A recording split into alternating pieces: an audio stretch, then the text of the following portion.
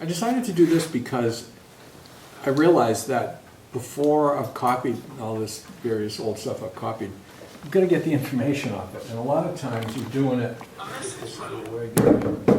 a lot of times you're doing it in a situation where you don't have all day to do it. You know, if you go to a museum or a historical society or whatever and you want to copy a piece, generally in a big museum they'll assign somebody to be with you, just, you know, to make sure you don't do any damage to the piece. And so you really have to get in and out, you know, pretty fast, and you need to get the basic information. And what I've found over the years is the best way to do it by far is with story sticks, which is really just a piece of wood, ideally light colored so you can write on it, that you can hold up against the piece and just tick off the locations of stuff. And there are some things that photography is really the only way to get all the information. And you know, nowadays with digital photography, it shoots so well in low light that you really don't have to use a flash, which museums don't like you to do anyway. So you know, certain things you're gonna take photographs. I'll just say now that you're gonna photograph whatever it is you're measuring, no matter what. So you're gonna take pictures, and as far as the photography goes, make sure that you always take your pictures straight on, 90 degrees. Don't tip your camera one way or the other. Don't take a picture of a chair from up here. Get down there in front of it, dead on, because a lot of times you'll end up making patterns from like a Xerox copy of your, like when you print your photograph, you might take it to a Xerox machine and blow it up to the size you need. And you want it to be straight on, not twisted, because then you won't get an accurate, you know, readout of what's really there. So if you do photography, just take straight on shots from the sides, front, back, top, everywhere. But make sure you're not up at a funny angle. You want to be right in front of it so that your picture is good. And if you can, ideally, you want to get further away from the piece and use a longer lens because it will minimize the distortion that you get. So obviously we're taking pictures in addition to our story sticks. In between these things, you should have enough information. Yeah? You always want to put a scale adjacent to the piece when you take the picture? Very handy. Thank you for reminding me. I use old worn-out tape measures for a couple reasons. One of them is they don't take up any room. You can stick them in a bag. You can bring a 3-foot one or whatever, and they're easy to read because they're yellow and black. Like these power lock tape measures are probably the best as far as the ability to see the numbers. And so if you just stick this in there somewhere, then you can scale stuff off with dividers later. And you know, if you're curious, you know, I forgot to measure how big that leg was, you can do it if this is in the photograph. Yeah. The other thing is bring some blue tape with you so you can tape, like sometimes you have to stick something on. So always have some blue tape with you. Do the curators allow that? It depends on the curator. It depends on the curator. Some curators are very friendly towards people like us. You know, they're not afraid of us. Some curators are. And, you know, it varies. It really does. You could use a cloth tape also. Like a right, like sewing tapes. Yeah, that's right. Yeah, those are pretty good because they're not going to chip the finish, obviously, or anything like that. You know, it totally depends on the curator, who the person is that's with you. Sometimes it's hard for me to tell because I've known these people for a long time, so they know me. And I don't know how they would react to somebody they didn't know, so I can't say that the access that I've had sometimes is access that everybody gets, unfortunately. But anyway, you know, if you act responsible, they will trust you. You know, for instance, if you're using some calipers, like where'd they go? If you're using calipers like this, put a little tape on, just wrap it around the jaws. It's not going to make any difference on your measurement, and you know, it won't mar the piece. Like if you're doing something like this, you either want to use calipers or vernier calipers. But let's just jump in. I'll start with something relatively easy. This is a portion of a bedpost from the Peabody Essex, actually, and I was called on to make some copies. And so if you're measuring a turning, all you really need to do is lie it down next to your story stick and sort of think ahead. If you're going to a museum to measure a bed, you want some long stuff, you know. So you want to bring you can bring really long pieces and then bring a little Japanese saw. Just bring one of these guys with you and trim your story stick to a convenient length, so it makes it easier. I always bring one of these because on certain things you want to sort of put your stick, for instance, between here and here. And so if it's bending out around all this stuff, you don't get a good reading. So be prepared to trim them on the spot. But if you're doing a turning, you want to, the most important thing on a turning, at least in my opinion, is the locations of the changes. And so you've got where this vase starts and stops. I'll stand this up so you can see it better. You've got where, so you want to note all the changes and where they happen. So what I do is I lay this guy down next to my turning and I just eyeball these locations and I make a little mark on my story stick. And sometimes I'll do a little sketch like this so I know approximately what the curve is. I'll just eyeball it. But and so I'll indicate all these changes, every little fillet. So picture yourself turning this thing. The information you need is the information to do a good turning. So for instance, there's going to be a maximum diameter on a turning that's going to be probably the high points of several elements.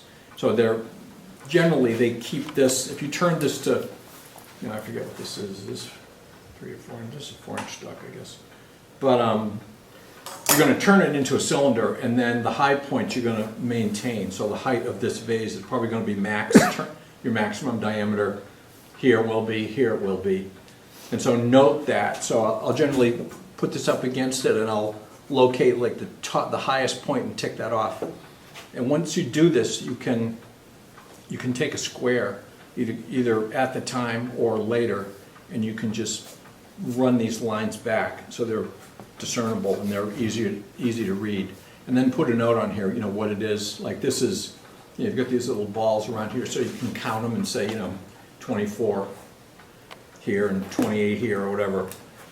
And then take your calipers and note your diameter. So you want to know the high spot here, low spot here, various important changes. You want to know the diameters and write those diameters on there. And I'll write little notes. And the other thing you want to do is, it's not so important here because it's obvious where this turning is headed, but you want to write on your story stick generally like laid vertically against the post. So when you pick up your story stick, you don't go, which end is up. And the other thing that's handy, if you can do it, is take a picture of your story stick next to the original part. That way it jogs your memory as to where stuff is located. But on something like this, obviously you want to get the turning right. And so the other thing you can do with curved surfaces is, get my box of goodies here. You can take some calipers, a compass, and you can, kind of fake it here, but you can do this. You can run this thing off this, and you can get your curves. And you can do it quickly, and it's going to be close enough so between that and a good photograph, you're going to be able to eyeball what this thing looks like. You're going to look at your photograph while you're turning it on the lathe, look at your lathe and say, yeah, that's the shape I got. I know that this is 1 7/8. I know that this is 3 15/16, and I want a nice clean curve between the two. And a lot of that stuff is you can eyeball. The other thing is, don't get too hung up in symmetry. Especially when you're back on the lathe and you're turning this stuff. Like a lot of times you'll end up, something will shift a little bit and you're marking, it'll be 1/8 or 1/4 of an inch higher here or there, whatever. Think of where these bedposts are going to be. They're going to be 4 to 5, 4 feet away from each other, anyway. And so, the further away they are, the closer they look, the more identical they look. Because your eye, you also have something going for you, and that is that your eye wants things to be the same. If you say, here's a set of chair legs, your eye looks at one and goes, oh, nice set. They're all the same, right? They may not be all the same, but it doesn't matter if you can only tell by measuring, Don't worry about it. You just want it to look good. So don't sweat the like identical symmetry between things. Get it as close as you can, and you're going to be doing exactly what they did in the period, which is get it as close as they can. And you know, I know this from measuring things, that Rhode Island tea table that one of these legs is from. Where is it? Might as well pull it up here while I'm talking about it. When I made some of those original Newport, Rhode Island tea tables, I made a sample leg and I measured it off the original table. And I brought it back to the shop, my measurements, I carved one. I brought it back down to the house where the original was, I put it next to the leg, and it was considerably different. Like these little knobs in the back were different relationship to each other. The sizes of the claws and stuff were a little bit different, and I realized that I wasn't holding it up against the leg that I had measured it from. So I went around to the legs and I found the one I measured it from, and it looked a lot better. It turns out that he didn't pay that much attention. And they knew that once this thing is in the table, you're good. I mean, unless you forget to put a claw on here, you know, anyone looking at the table assumes they're all identical. It's like this. You assume they're all identical, but you know, I guarantee if you measure different stuff, it's not going to correspond exactly, but it doesn't matter. It's going to correspond closely enough. So, you know, don't get too freaked out about it. You know, for instance, on this carving, there are little indenting, like little sort of veinner cuts around the edge of some of these leaves. And when I started looking around the table on some of them, like he didn't do it. He forgot one or left one out. And so, you know, they just wanted to get it done. And every little tiny leaf wasn't what they were really worried about. Looking at the general form and the general, you know, when you look at it, you go, gee, that's a nice foot. It's as good as it has to be. It doesn't have to be, gee, that's a nice foot. I hope it measures the same as all the other three. Doesn't matter, right? So anyway, if you're measuring turnings, use your story stick to indicate the changes where everything happens. You know, you can take your compass and you can get these curves here if you want, and you know, take pictures of them. And for things like the carving, obviously photography is going to be your friend when you're trying to mimic this carving. But there are some other things you can do.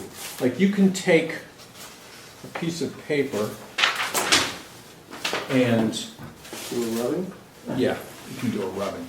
So, for instance, on these corn leaves, what do they call them? You can get not a perfect indication, but you know, if I were to tape this on here, for instance, there are a couple ways to do it, but essentially you're just looking to get the form of this thing. You know, you can put it on there. You can take a lumber crayon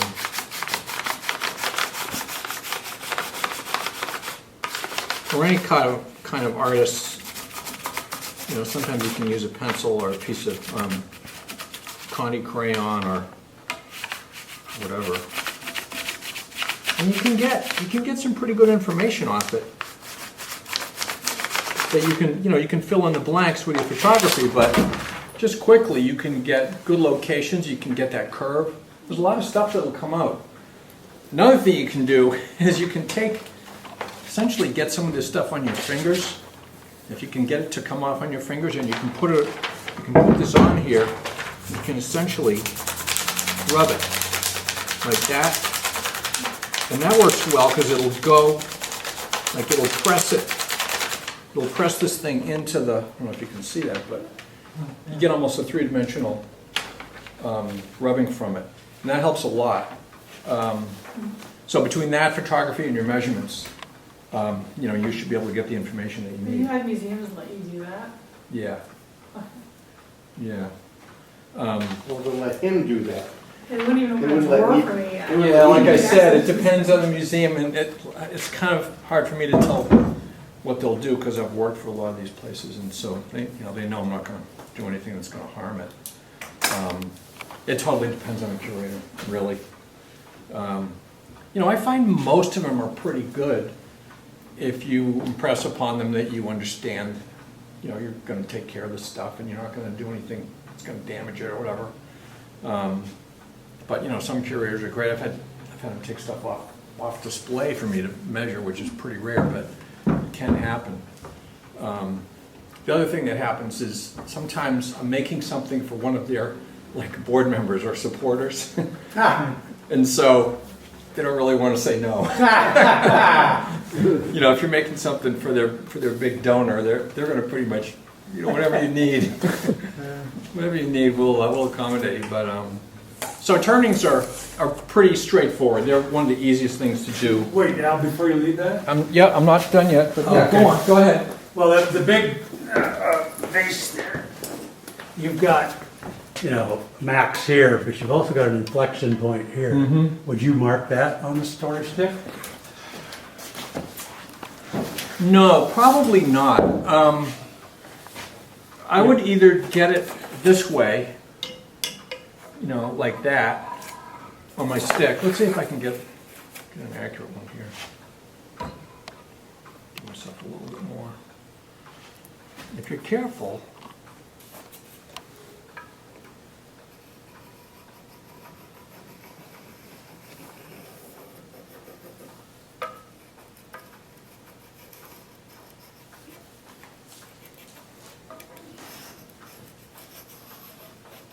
you know, I can get this curve.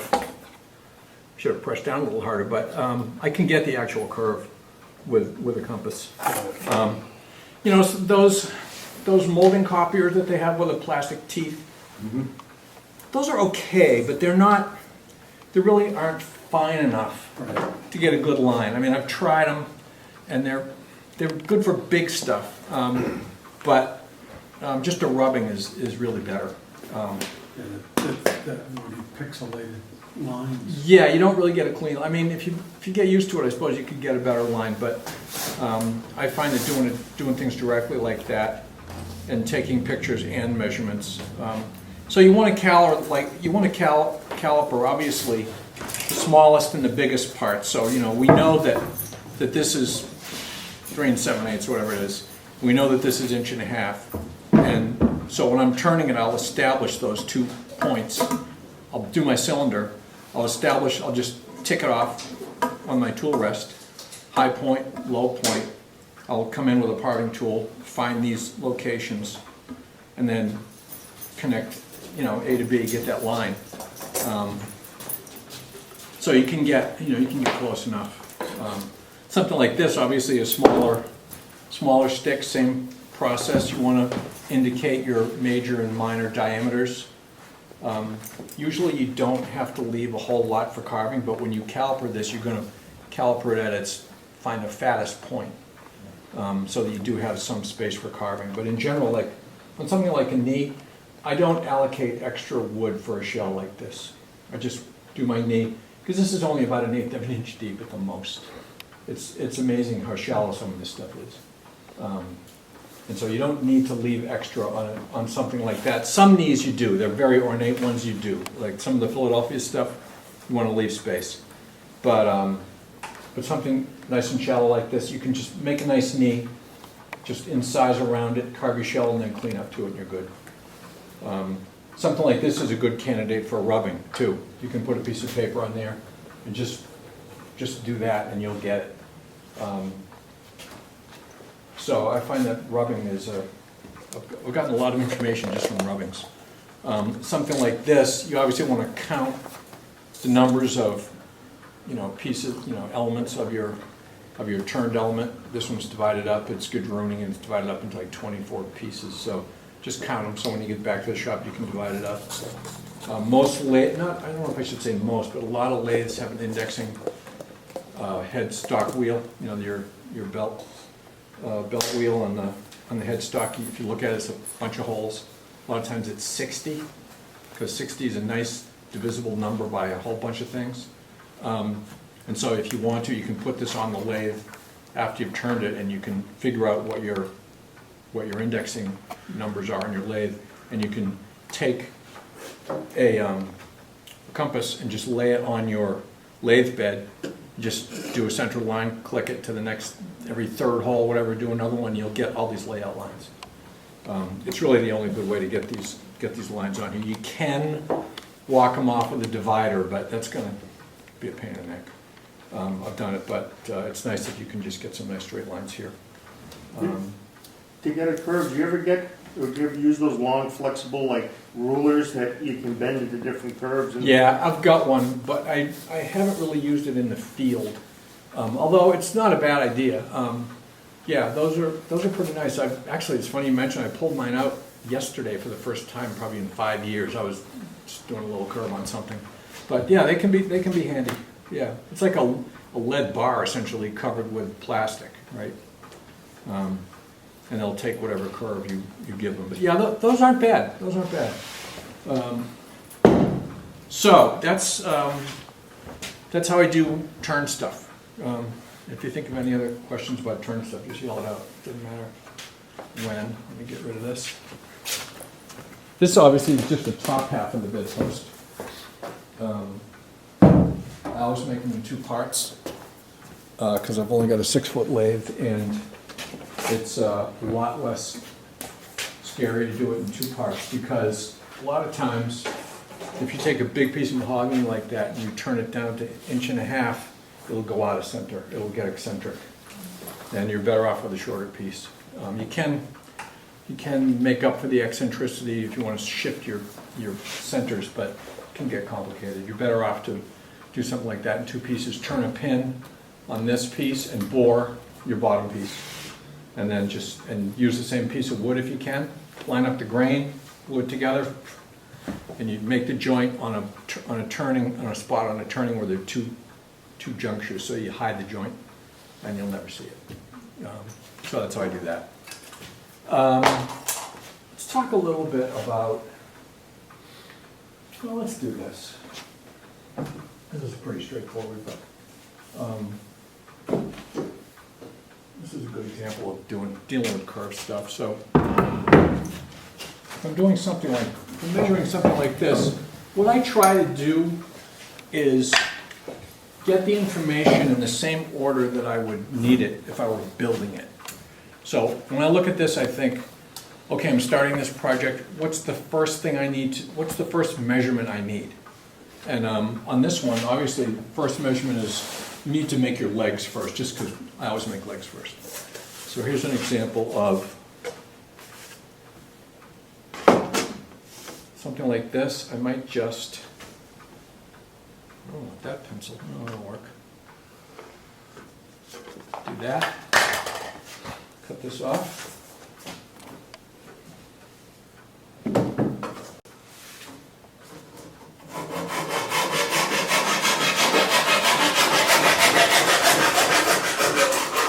Thank you, sir. So, make your primary.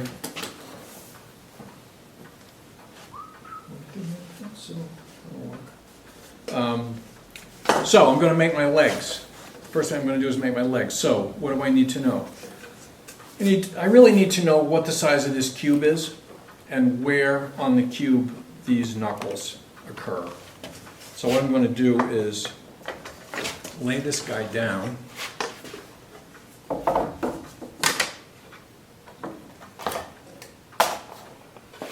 And put this, and I'm going to orient it to my inside face of my leg before I would glue these corner blocks on. So in other words, I'm going to pretend that this is just my 3x3, which most of them are, just my 3x3 chunk. Right? So I'm going to put the bottom of it flush with the bottom of my foot. I'm going to put the widest part of the leg right there, which is essentially the inside face of your original billet. I'm going to line that up with my leg. There are a couple ways you can get this information. What I like to do, and my luck, see how it works today. I make one of these, which is, it's just 90 degrees here with a pencil stuck in there, so I can make a line down here. And I've rounded this off so it follows the contour. The tricky part is getting this pencil adjusted. It's pretty good. So I just start here, and I'm going to follow. I don't really have to do it up here because I'm just going to measure that square, but I'm going to follow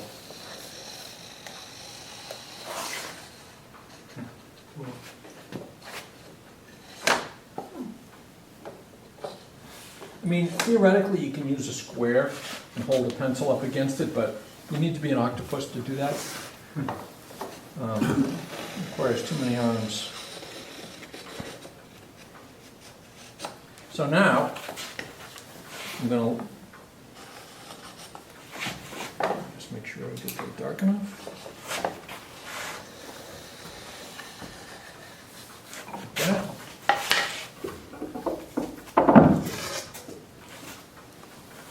And so I've got a pretty good representation of what that leg is.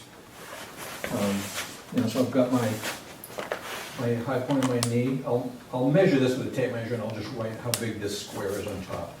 But 90% of the ball and claw feet, or the pad feet, or whatever the feet you see in the 18th century, are made from 3-inch stock. And so it's going to be 3 inches minus a little bit, usually for planing. Some are less, some are like 2.5, 2 3/4, but most of them are starting with 3-inch stock. So let's see what this one is. This will make me a liar. This is probably 2.5 because it's a small stool. So these are hard to read, so I'll just take this. Yeah, 1, 2.5. This is a relatively small one. So I've got that information. And so now I'll just take my tape and measure the square, how much they left up here. So they left 1 5/8 square, so I'll just write on here, 1 5/8. And then you want to know where the joinery is. And usually, there you go. Usually you'll see, I don't know if I left it on here. Well, it's covered by that, but usually the mortise and tenon is, you'll find a 5/16 mortise and tenon, 5/16 in from the edge from the outside face. That 90% of your joinery in early chairs, that's what it is. You can count on it. That's because if you're using 1-inch stock, ideally you want thirds, right? You want a third shoulders and a third tenon.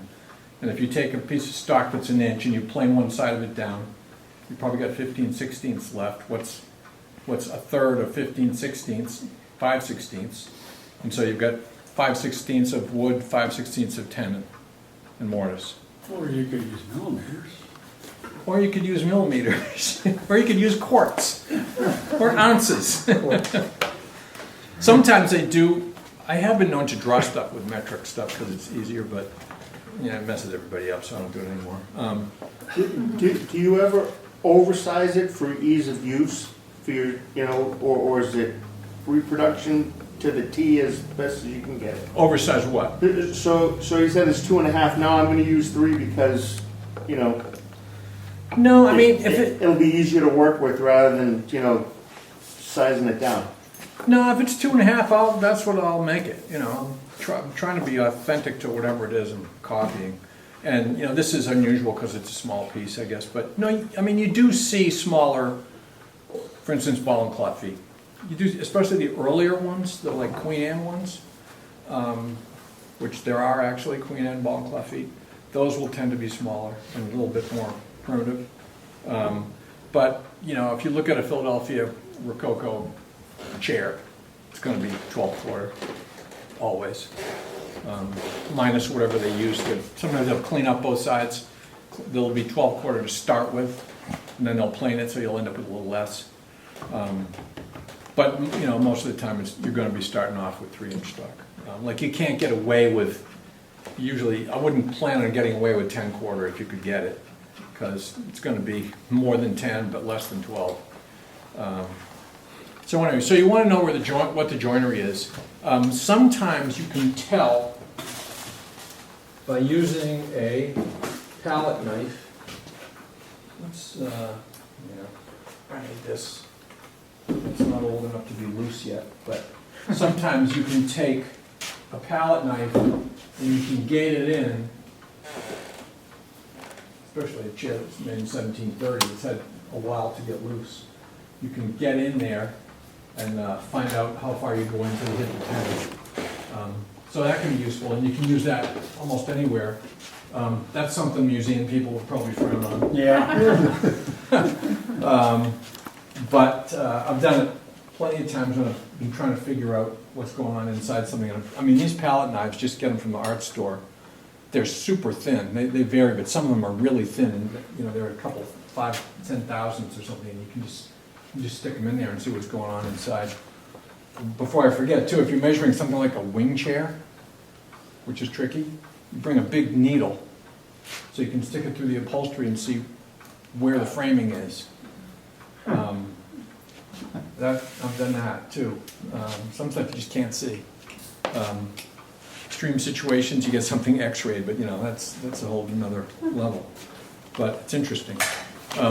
So with this leg, obviously the information you really want to know is what's going on the foot and where's the shell. So I mean, the shell's pretty basic because you can just do a rubbing of it, take a few measurements like across here. So get the width and the height, the rest of it you can eyeball.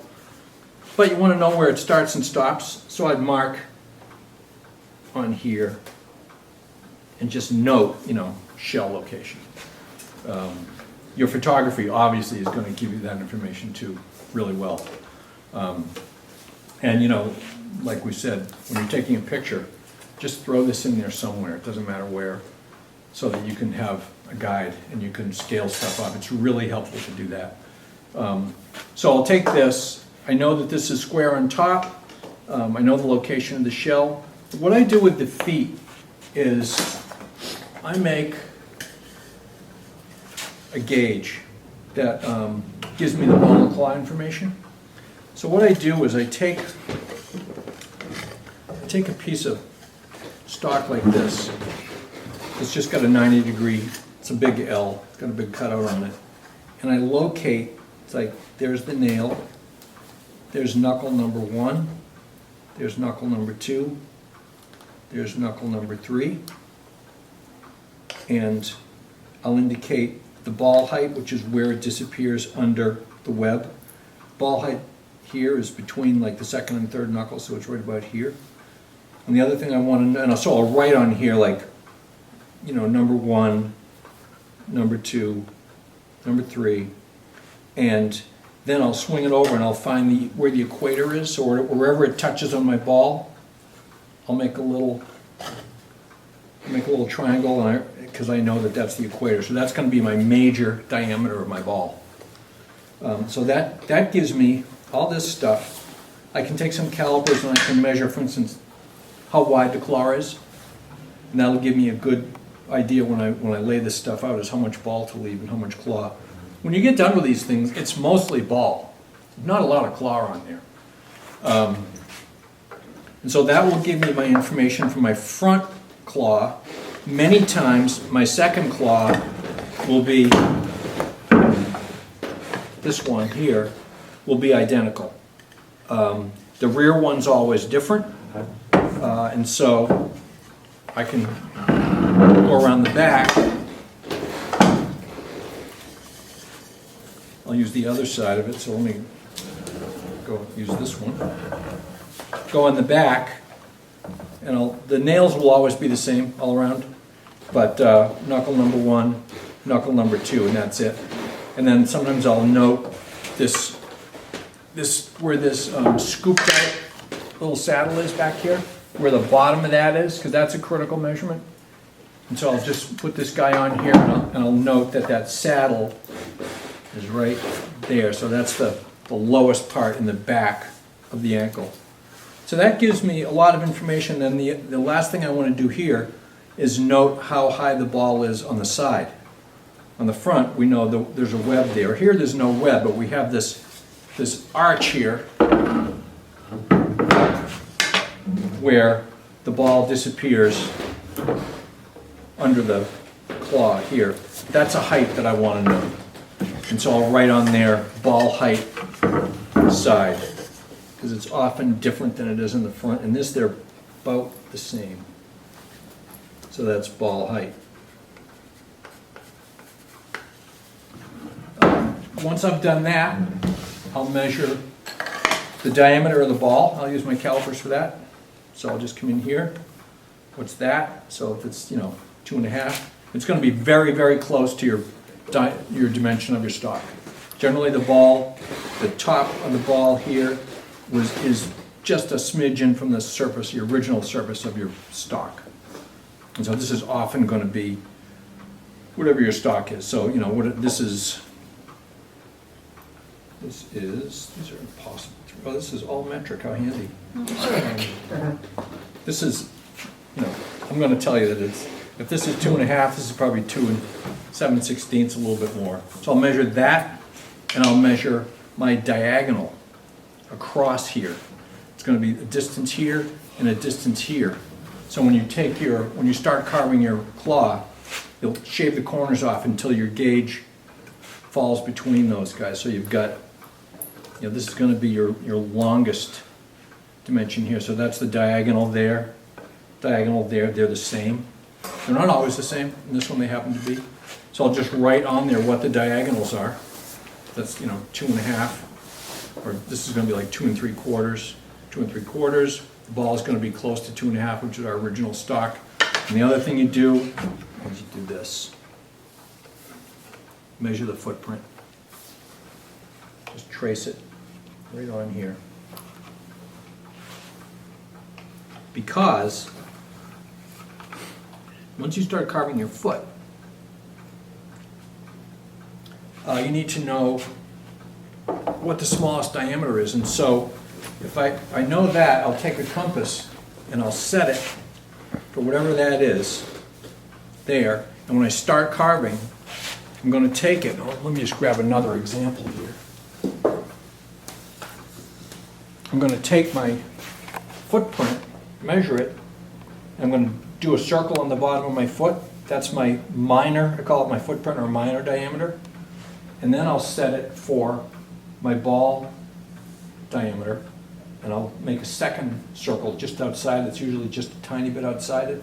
That's essentially, so I'm getting where this equator is of the ball, and I'm getting what this is, so I know what this curve is going to be. The other thing you'll find very often on these feet is that this is, let me just sneak through here for a second and grab something. This is going to be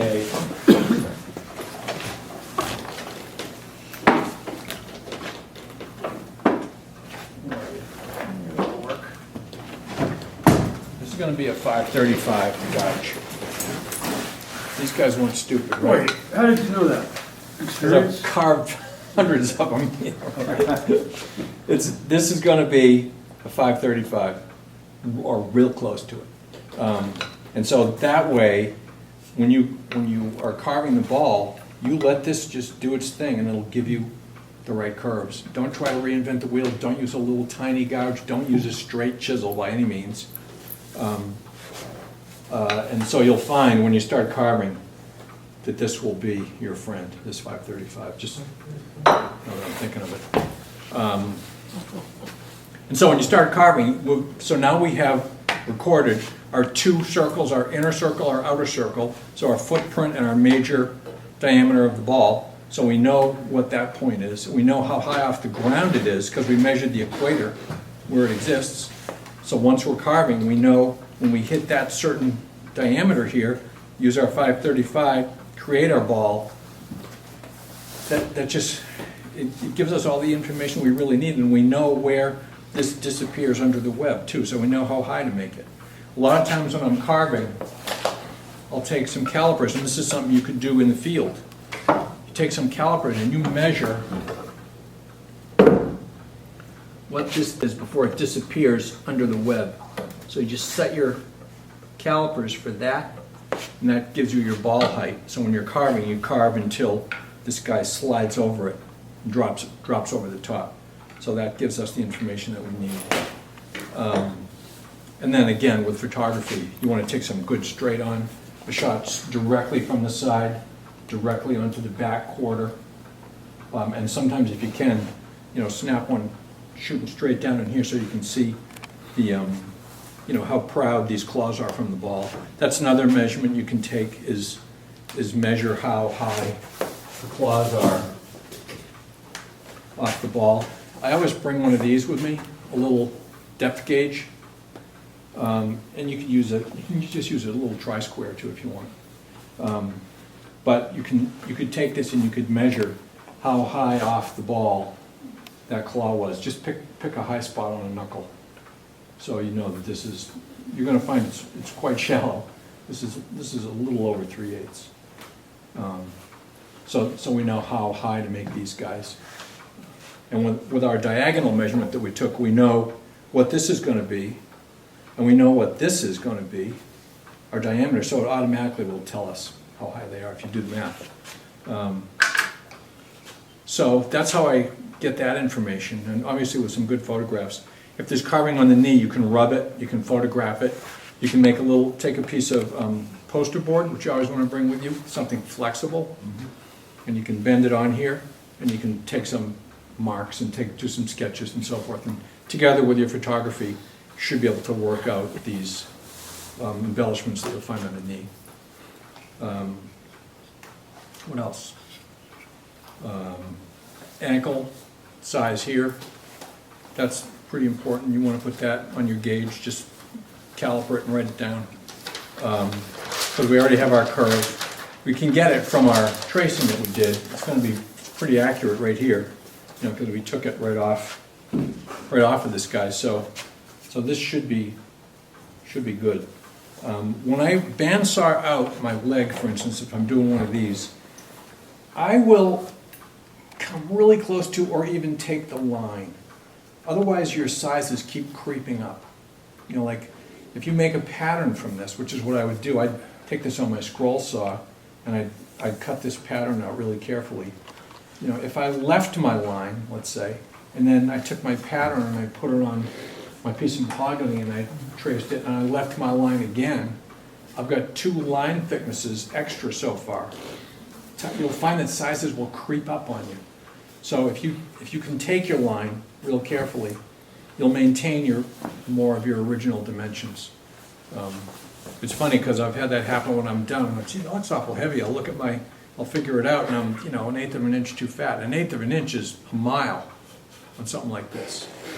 It doesn't take much to throw these curves off. The other thing you can do is very oftentimes the knees on these pieces will be different. Some are sharp, some are rounded, and you can do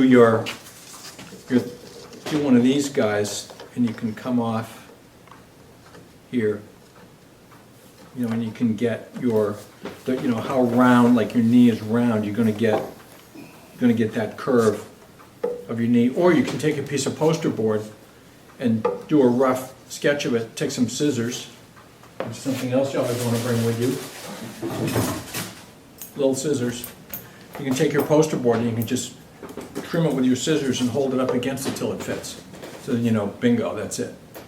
Write what it is. Always write on whatever pattern you're making what it is, because I guarantee you get back to the shop and go, what the heck is that? Because on a complicated piece, there's a lot of information, and you have to write down what it is you've done and where it was oriented. Like, you know, even though it seems obvious, just right here, you know, top of leg, whatever, just so you know where you took that information from. Because, you know, I've had pieces where I've got 8 story sticks for a big fancy chest or something, and boy, if you don't write down which one it was, you do a lot of head scratching, trying to remember what the heck it was for. You know, I've never done this, but I'm going to say, take a picture of the story stick with your phone or something. That's what if you can, take a picture of the story stick in place where you used it, which is really helpful. Obviously, so let's pretend, back to where I was at, as far as order of build. So we've got the information from our legs. We know how tall it is, we know what the pattern is. We're going to assume the mortise and tenon location. And so then we want to know about our skirts, right? So we've got our legs, we've got our mortises. We need to know the dimensions of stuff. So what I'll do is just take a tape measure. I don't have one on me, but you guys all know what a tape measure looks like. Take a measurement across here. Bring a little sketchbook with you. Draw a rectangle and just write 20.5, 14 3/4. Then you automatically know how long your rails are because you know how big this is. But I usually try to write a maximum, like an OD, and a shoulder length on my rails, just for the heck of it. I mean, and you can do this all with with a story stick. You can lay this on here, and you can mark. Usually, I'll put this flush with one end, and I'll write flush to end, and then I'll tick off. So that's a location of my joint, my shoulder there. There's my shoulder there. There's my max. And so I'll write, you know, skirt, whatever. And so now I know exactly how long this piece is, and just in case, I know the overall length also. You know, a tape measure works, but you know, sometimes this is better than a tape measure. If you want to measure it, when you get back to the shop, you can put a tape on here and you can get some numbers. But you can literally measure a whole piece with no numbers. You really don't need any numbers. You just need locations, which is handy if you're doing it with some poor museum volunteer standing next to you. You know, and you don't need to measure both ends. Just do one. So if we do that on both sides, we've got our skirt lengths. We can take this also, and it's nice to have a wide piece because you can put information on both edges of it. Just make sure you write what it is, right? So you've got, obviously we have a shaped skirt here, so I can take this guy, rest it on here. Where's my regular little pencil? There it is. Do this and just trace from the inside what that is. So now I know what my cutout is. Do the same, you can do the same thing in the front. Since you've got a shell, it's nice to know where that shell is. So you can lay a piece across here, tick off your shell, take a straight on photograph of it, bingo there. Same thing here. You can take a piece of poster board, lay it on your leg and trace it from the inside so you know what this is. Although if you have this dimension here on your story stick, you can eyeball this. They're all just a quick OG. And then on the inside, you need to know, for instance, what your rabbet is. And so I just would measure that with a tape measure and write like 3/8 by 1/2 inch rabbet. The molding here, you can just measure that depth, how far down this little fillet is, and then just trace the, you know, get the curve with your calipers or just eyeball the curve. It's not that critical. It's really just a little thumbnail in this case. Indicate how many pins there are. You'll see that with your photography. Your pins will generally be around 1/4 of an inch, and they'll be the diameter of your pin in from the edge. So if you've got a 5/16 pin, it's probably going to be 5/16 in. Just, you know, from experience. Photograph the inside just for the heck of it, but for instance, in this case, my pins didn't continue through the leg, although this one did. Usually, I'll make them long enough so they go all the way through, and I'll just leave them. You can cut them off if you want, but a lot of the old ones are still sticking out. What else? So we've got our leg information. We've got our major OD lengths. We've got our cutouts. We've traced this. We've got our ball and claw information. And, you know, that's it. This is a pretty straightforward piece, all 90 degrees. Or, you know, we assume it's 90 degrees. So that really should cover it. And just make sure you get some good straight-on pictures because they're always helpful. I'm missing something here. The leg shape. How did you get that? Where did you record that? That shape? Yeah, When I first did it, when I traced it, yeah. How did? I did that with this guy, Oh, right. right? Remember that? Right, yeah. got it. Yeah, that's how you do it. You know, this is pretty basic Al Breed style, but I've had this for a long time. It works pretty well. Because, I mean, the other thing I have done a lot, I have to admit, is just hold this thing over here and just follow it with a pencil. but you've got to tilt your pencil just right, and sometimes I'll shave the inside of my pencil so I have a straight run from here all the way to the point, so I can hold it right on the edge instead of kind of guessing. And you can get a pretty good indication that way. And let's face it, a lot of this stuff ends up, the last little bit, you're doing it by eye. Does it look like a good curve? And you mess with it until it looks nice. You're only going to go so far with your patterns. Up to a certain point, you're going to be, winging it with a spoke shaver, rasp, and a scraper. And that's what they were doing. So you're going to get a good copy. It doesn't. We're trying to make it better than it was. Unless there's some glaring problems, but you have to realize that we can't really apply. And I'm getting on a tangent here, but can't really apply our ideas of perfection to an 18th century piece of furniture. For instance, I've got saw marks on the inside of this thing. I've seen Queen Anne chairs with literally hatchet marks on the inside of the chair rails. Hatchet marks. Wow. They did not spend time on stuff that didn't show. This was all done by hand. You have to be efficient. And efficient means who cares about what the inside of this looks like? Efficient is like not painting the bottom of your Windsor chair. But don't get me started. Anyways, so we do the best we can, and when we're done, we're going to assume these legs are all the same, and so is everyone else who looks at it. And as I say, if somebody starts measuring it, kick them out of your house. Right. They're just another cabinet maker being a jerk. Right. Brother-in-law. Right, the brother-in-law problem. Yeah. You shouldn't be in your house anyway. You're framed for something like this. You can feel what the dimensions of these are. So basically, just write down, how wide the frames are. This is a simple seat, flip seat. This leather was on the bottom of the ocean for 250 years. What? But that's a whole different story. Yeah. What? Cool. Yeah. Yeah, it came off a wreck off of England from Russia, from Lapland in 1780 something.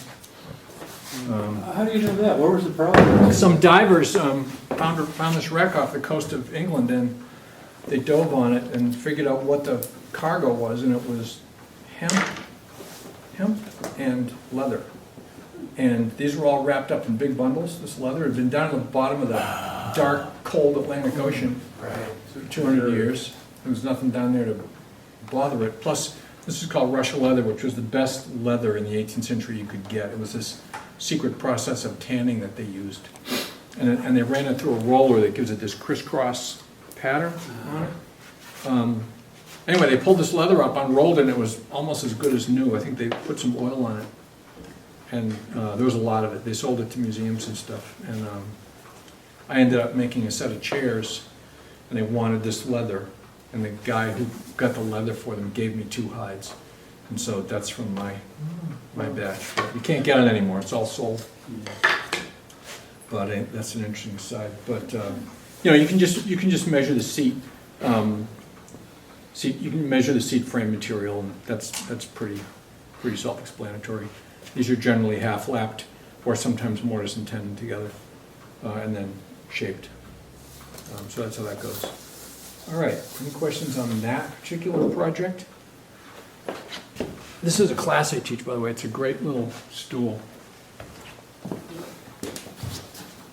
So let's stick it over here. Let's talk about something a little bit more complicated, like this chair. Chairs are, chairs present a certain problem because there's a lot of stuff that's not 90 degrees. And so that opens up sort of a new can of worms, but it's not magic. And again, you have going for you the fact that people assume things are all the same in a set. So, if you're making a dozen of these, they need to be close. They don't have to be perfect. So when I make a chair, I make the fronts and I make the backs and then I connect them. So if we go on the principle that we want to measure this stuff first, that we build first, the first thing we need to know is what's going on with this back. With a chair, let's see here. The first thing you do is you're making these back legs. And so you need to know what's going on as far as, what's the pattern in the back leg, right? And so, what you want to do is take a nice, big, wide piece of something. This happens to be masonite. I need a bigger clamp, so it doesn't wiggle on me.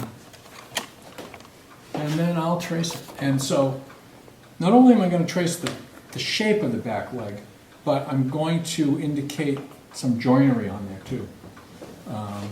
So in this case, I'm going to put a line here, so this is where the crest rail joint is. Come down here, trace this out.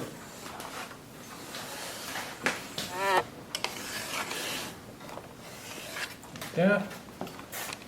Go in here, like this. And while I'm at it, I'm going to trace where that stretcher comes off. Up here, I hit the seat rail, I'll trace that. And I'll indicate where the rear stretcher is. Rear stretcher on center. And I'll indicate where the rear seat rail is. There and there. I'll write where the pin is. So I'm just going to draw a little picture of the pin. And then here, if you want to be a little bit more accurate, you can always take a little, I always bring a little square too, because it's pretty handy. You can set this to where this little little splat rail is. Mark that. Starts there. And it's 1.5 inches, so here it starts there, comes up here,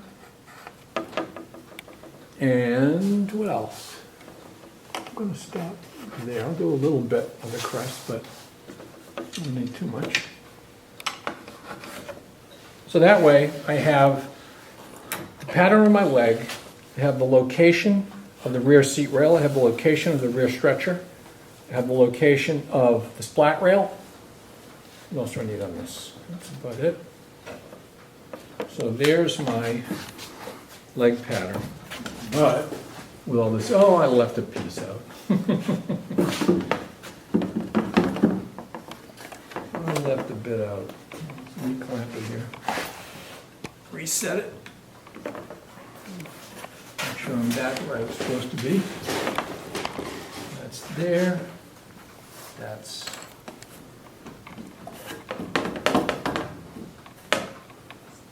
That's. Come on. Come out where you were. Come on, come on, come on.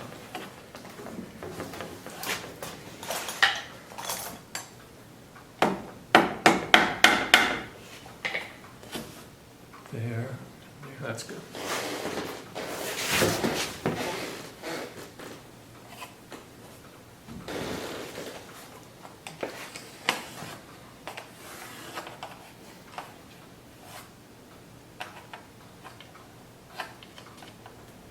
There we go. Like so. What you want to do now, or not necessarily now, but before you make this into a pattern, is put this information on the actual leg. Otherwise, you're going to saw it off. Made that mistake more than once. Saw off all your information. So you want to indicate what these are, where they happen, before you make this into a pattern. And obviously these little gaps I've got here in my line, I can fix pretty easily. Like that. So I've got everything I need to start making my leg. So I'm going to saw this pattern out of my masonite, lay it on my maple. That's not the length of your stock. You got a tenon on top of that. That's right, you have a tenon on top of here, and I'm gonna assume, gonna give it like another inch. Generally, I go out, and, you know, figure, but no, thanks for reminding me. It's longer, so once you saw out this piece, you're gonna use it as a pattern on your maple, but when you get to the joinery, you wanna be able to transfer these cross piece, you know, stretchers and rails and stuff. You wanna be able to transfer those to your stock, so make sure you mark them right into your leg pattern, so they're still there after you saw that information off. And, you know, note what it is. So, we've got the shape of our rear leg. Now the other thing you want to do is you want to get the information off of this pattern, the splat, and what's going on there. So what I do is I take a piece of kind of it's heavy cardstock, it's poster board. I went to, well, this is left over from some packing. I actually went to Staples the other day to get some poster board, which they were using, they didn't have any. I don't know if that's a supply chain problem or what. But I usually use poster board, which is this stuff. This is actually mat board, it's the same thing. Because it's nice because it's flexible and it's thick enough so it doesn't get wrecked. At least it doesn't get wrecked before you have a chance to make a pattern out of it. So I'll do this, and then I'll do this. This is about this tall, so I'll cut this. It's always good to bring a bunch of paper with you because you never know when you're going to want to trace something or whatever, and paper's easy to bring with you. So I'm going to make this the size of this guy. And if you're measuring a chair, this back piece is going to be at least 3 feet long, minimum. Often a few inches longer than that. So you don't have to bring, you know, a 5-foot piece for a chair, but you got to bring a 4-foot piece, probably, just to be on the safe side. Most of these early chairs are around 3 feet. But not exactly.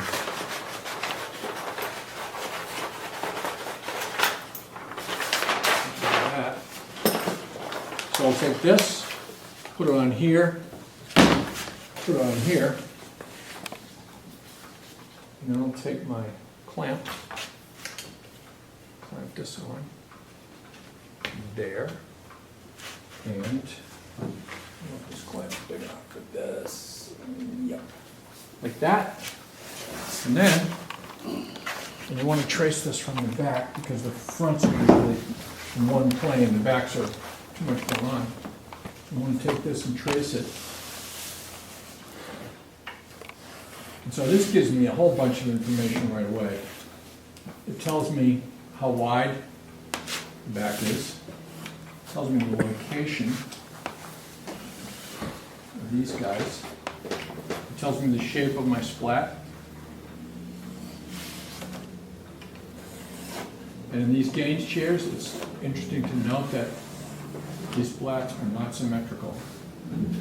You assume they are, but once you start measuring them. Did you make that chair? Yeah. I made 14 of them. None of them are symmetrical. Well, if you look at the pattern, it's really funny, but if you look at his chairs, they're almost all the same. Whose chairs? Pardon? Whose chairs? If you look at, like, this was, the one I measured was a set of 4, and on all 4, the splats were asymmetrical. So he made a pattern, and he used it over and over, and he never, you know, trued it up, essentially. I don't know if we'll be able to tell once I get this traced. Who's the builder, Al? John Gaines, Portsmouth, 1730. They used to be in the Warner House, these chairs, but they were owned by a private family. They were on loan, and they sold them in the 80s. And they were bought by Winter Tour bought two, I think, and somebody else bought two. I have a small pencil here, but anyway, you want to reach in with a, like a mechanical pencil is good. Do I have one over there? Oh, I know where there's one. Hang on, I'm gonna see through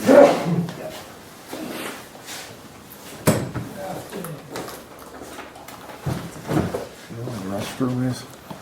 Out the door, first door on the left.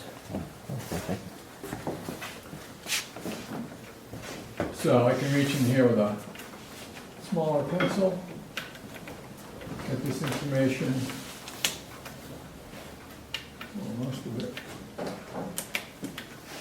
And so I'm going to write on here, there's my crest rail joint, and that's going to obviously be the same plane as the top of my shoulders and my rear. Because technically that's one joint, right? Across here? Yeah. Yeah. Yeah. Even though there's two sides, it's still one joint, and Yeah. they're gotta be even. The way to make this, just I'll digress for a second, the way to make this joint perfect is you take a piece of maple and you make two holes in it, about this size. And so you've got your legs and they're just sticking up long. And you slide this piece of maple down, it's trued up on one side, and you clamp it where you want that joint to be, and you saw around the tops of the legs, and you get everything in the same plane. And you can also make a notch in it later if you want for this too. And so you use that, and that makes sure that across here is all one plane, because the top of your jig is flush. And so if you line that up, when you put the crest rail on, it'll hit everything at once. Is that 3 tenons? Is there 3 tenons there? Say again? Is it, There's a tenon in here. Yeah. Loose tenon, right, that's not glued. I generally glue them in the middle. They're always going to move away from the shoulder because they're, you know, doing this. But and on this, in this case, I'd probably take a rubbing of the back so I knew exactly how big this relief was. The back of this chair is almost as important as the front. So that gives me a lot of information. It gives me my splat, these locations, this width, the shape of my crest, where the joints are. And so once I've got my pieces here for my frame of the back, what I do is I'll take a piece of wood that is going to be the crest, and I'll fit it to my tenon, so I'll get that to be a good fit. I'll take a piece of wood that's bigger than my splat, and I'll do the joinery on that and make sure everything hits. Then I'll take the pattern that I've made from this and I'll lay it on there, and I'll trace it all out and cut it all out. You don't want to cut any of these shapes out before you're through with all the joinery, because if you have to adjust your joinery, it's not going to fit anymore. Yeah. You want to give yourself space to true things up, to fix mistakes, because you're going to, things happen. And so it's good to just take a big chunk of wood, get the curve, and do the joinery first, then put your pattern on. Basically, your joinery happens first, and you connect the dots with your pattern, like that. And so now I have my whole back from the seat up, right? So between this and the curves that I know are happening here, I can make my components that. it's pretty symmetrical. I wonder if I don't think I would have cleaned it up. Maybe I did. Yeah, it is pretty symmetrical, isn't it? If you look in any book with these in here, all the splats are asymmetrical. I'm surprised I cleaned it up. I generally don't do that. So that's just one board, Al, and then one board, you do the joinery, and then you cut out the relief for the splat, or you make the splat separate?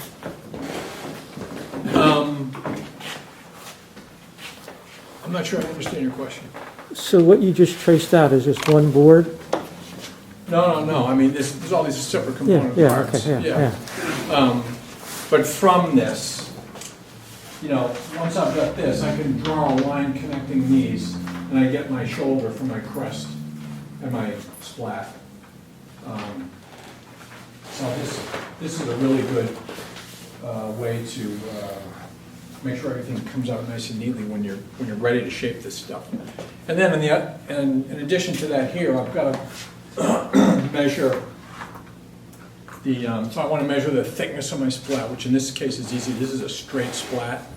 It's like 7/8, 3/4. So that's pretty straightforward. The splat is a different curve than the rear legs. And so what you do is you take your story stick or, what do I got here? Let's start over. I can take another story stick and take my compass, and I can get this curve by, do it so you can see what I'm doing here. I can get this curve of the splat by doing this. How much do I need? About that much. So I can do this.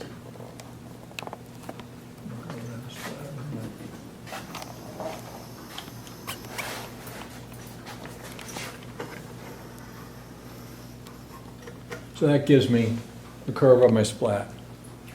And I've got, I note, for instance, that's where it starts, that's where it stops. I already know that distance anyway from my other pattern. So that will give me my splat, and I know the thickness of it, so I've just transferred the thickness onto that curve, and I know what the shape of my splat is. They're rarely, they're not the same as this. They're usually different, slightly different. That gives me really the information I need to know. In the back, I'll take a photograph of that. I'll take a rubbing of this, right? So I can let's do another rubbing and see how it comes out. Oh, I know, I'll show you another way to do a rubbing. So if you take a piece of paper,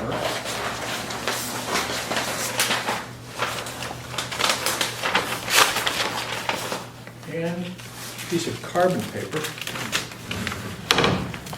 and do this. Put this on here. I'm going to tape this on. Because carving is tricky to record. It's three-dimensional. That's where photography is really pretty important in your carving. You really want to get some good pictures. The other thing is, when you're photographing this stuff, don't photograph it from far away. Photograph it, in details like this. Take your camera and take it 3 inches away and go click, click, click, click. And then you can staple those together. You can stitch them together either on your computer or just get prints and put them together. And you can get a good example of your carving.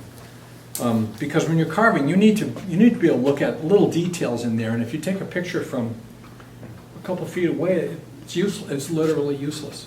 You need to take stuff up close. I would say use a smaller aperture too. Depth of field. So that your depth of field is the same across the... Yeah, you want to shut your aperture down so you can get more depth that way. You don't just get one little sliver of clarity. Yeah, that's a good point. Yeah, so set your camera to, to do that. So once I get this on here, I'm going to take something like, something hard, but what was I going to use? Let's see. You want to rub it with something that's going to give you, I know, just use my hand. So how much longer do you think we're gonna be able to get carbon paper? Last time I went into Staples and asked for it, I got crickets. Nobody knew what carbon paper was. It turns out it was in the stationery department, of course. This is good stuff. I'm almost out of it, so that's a good question. I got to get more. This is called Kores, K-O-R-E-S, and it's not carbon, it's graphite paper. At least this would,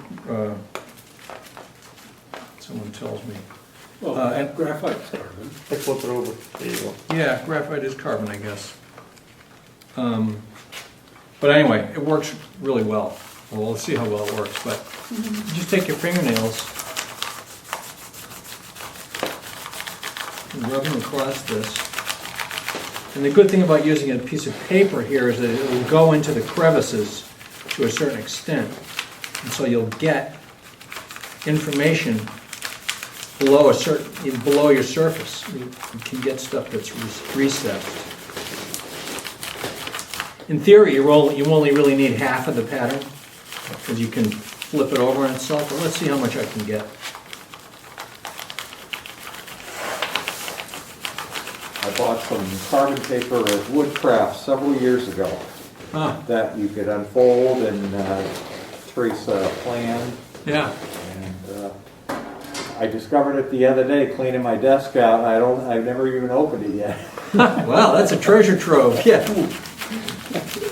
Not for nothing, but Google says Michael's has graphite paper. Really? A company called Craftsmart, 9x12. Huh.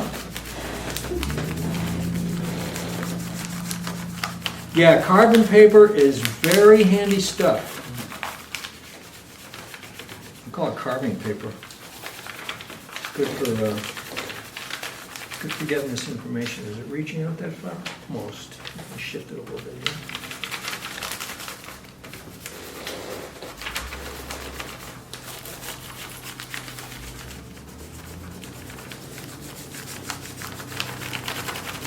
All right, let's see what I got.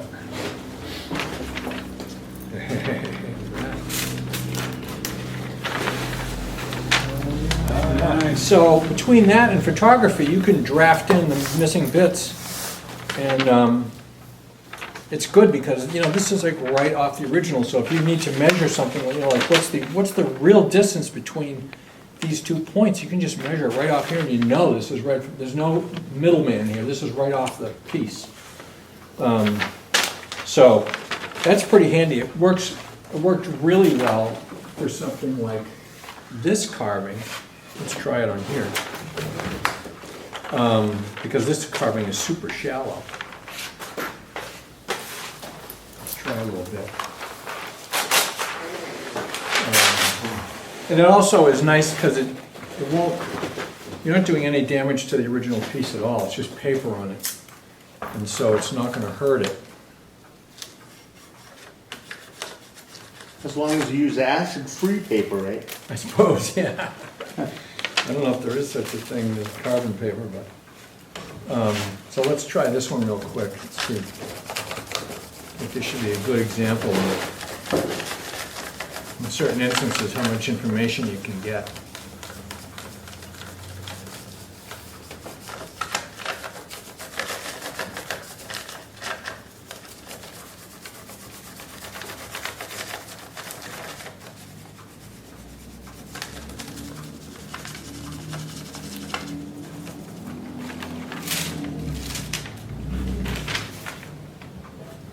That's pretty darn good. That's pretty darn good. So you could literally make patterns from that, and you know that there's no question about transferring numbers or. It's the reason I like story sticks is that even if you have somebody measuring and reading you distances, you're gonna make a mistake somewhere. You're gonna read the tape wrong. Especially at 10 o'clock at night after a long day. Yeah, it's not hard to make a mistake if you're reading a tape measure, but it's pretty much impossible to make a mistake if you're tracing something. What you've traced is what was there.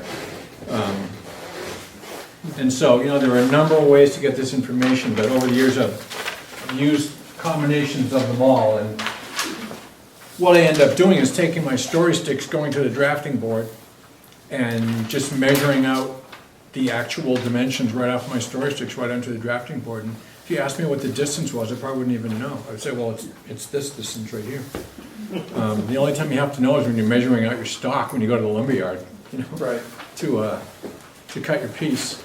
Now, this is going a little off tangent, but when you make the back legs, do you generally go wider, make one piece, and then split it to the right dimension so both sides are the same? So you do each leg individually? Yeah. Yeah, I'll make a pattern, I'll lay it out on a piece of stock, and when you're making legs, it's nice to get as wide a piece as you can, because you lose a certain amount on your first one because it's bent, and so you've got a cutoff that's no good. But after that, you're only using a little bit more than the actual thickness each one.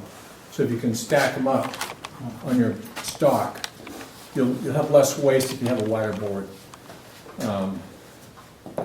Yeah, and yeah, I just bandsaw them out, and then I'll put them on the vise and spoke shave and plane all the surfaces good that need to be straight, and then lay out the joinery.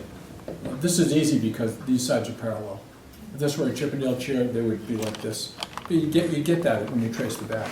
And if you know the distance across here and you know the distance across here, then you know the splay.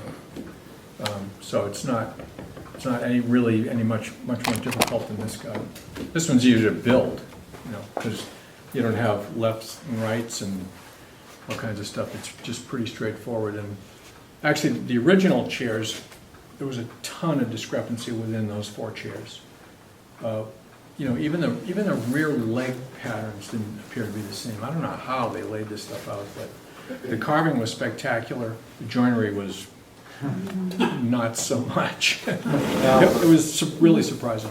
I'm sorry. Go ahead. The back legs, the beads on each side and the front, is that all hand tool? Oh, yeah. Yeah, Yeah, scraper. Yeah, you make a scraper for half of it. yeah, Scrape this half, scrape that half, and then clean it up. Sometimes I'll grind a scraper that's just around. yeah, Got a whole drawer full of scrapers. What I do is I use old saw blades, yeah, like just panel saw blades, or whatever, big bandsaw blades you can use. Yeah. And you want to use something that's relatively thin. You don't want a thick, heavy scraper. yeah. You want something that has a tiny bit of flex in it, Mhm. so that when you're scraping it, it sort of stores a little energy. It doesn't chatter. If you use a thinner piece, it won't chatter as much as a thick piece. Which Okay. you would think would be the opposite, but it's not with scrapers. So you want to use like a nice thin panel saw piece of that, a little flexibility to it.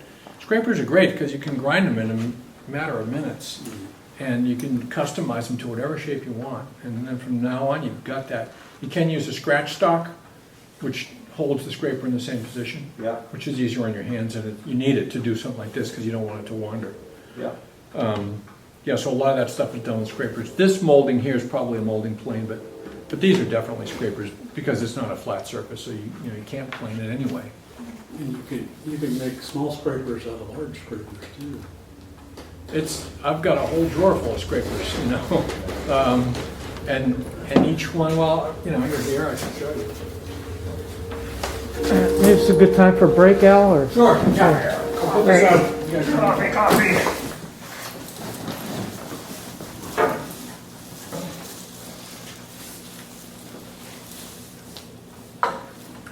All right. So, we've got the information on the back of this chair. The other thing we want to know, usually, this is perpendicular to the floor. So I'm going to check that. Because it's a lot easier to make this joint in a chair if you've only got variation in one plane instead of 2. So, ideally, this thing will be perpendicular to the floor. I say ideally because I know for a fact that in this chair it's not. So that tells us that at the point where our seat rail comes in, it's not a 90-degree shoulder, it's a whatever. And so what I'll generally do is I'll record that with a protractor. So if you take a protractor, or in this case, just a sliding bevel, you can get a record of that joint. So whatever that is, I can just lay that on my story stick and, you know, where's my, I'm going to put it on here, for instance. Just record whatever that is. Just make a note. It's like, you know, stretch seat rail angle on there. So I know when I go to make this piece, that's the shoulder. And so we know how wide the back is. We know how high the back is. We know the location of the crest. We know the shape of the splat. We know the location of the rear stretcher. So in order to know what the splat angle is, all we have to know is what's the width here and what's the width here. And if we know this length, that's just gonna happen, right? So what I'll do is I'll make a story stick for the front rail. So let's see, I should have some story stick fragments right here. Let's use this. So let me make, I'm gonna make one that's a little long. Again, it's a good idea to make these out of pine, if only that it's easier to cut them. If you're doing it in a controlled situation like, your house or something, you can use hardwood because it doesn't matter. But if you're in a museum, it's easier to cut. So let's get information off the front. The most obvious one is our profile on the front. And so I'll reach in here.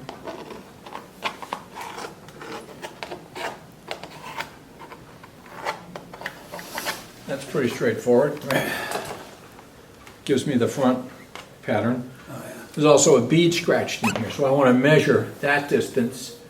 Let's pretend it's 5/16, and I just write on here, 5/16 bead, and just sketch it. I mean, this is something that I'll just eyeball this stuff.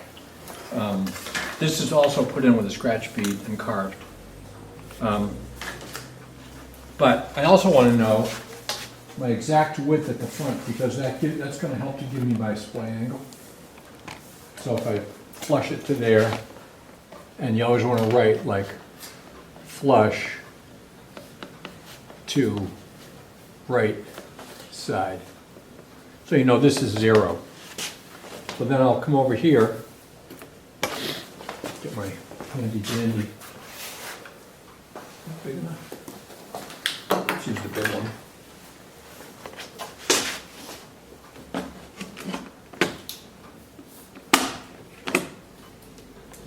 So I'll flush this out to the right side. And then I'll mark the length here. Now I know my overall length in the front. And once I do that, let's get some information off of here. So this is turning information, just like we did before. So I'll mark the top of the leg, and I'll write, that that's the top of the leg. I'll mark my first vase there. I'll mark the low point and the high point on it. Same thing here, take those measurements, bead there, and then this is where the foot starts, there, and I can get my foot information this way.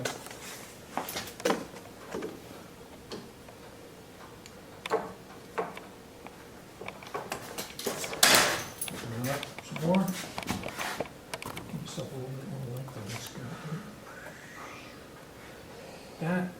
So, I can get my Spanish foot curve.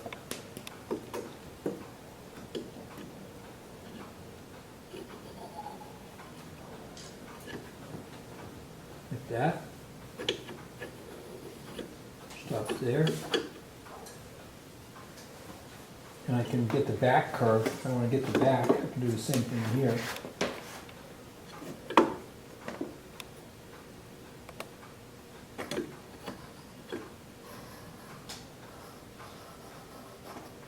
That, and I can connect them if I know this distance here, or if I know my footprint, which I'll get.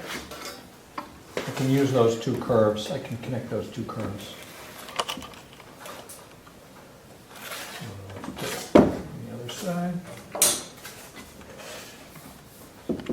Sometimes I've run out of sticks in the field, and you have to start piggybacking information. That's when it really gets confusing. But Is that 1/8 inch pine? yeah, pretty much.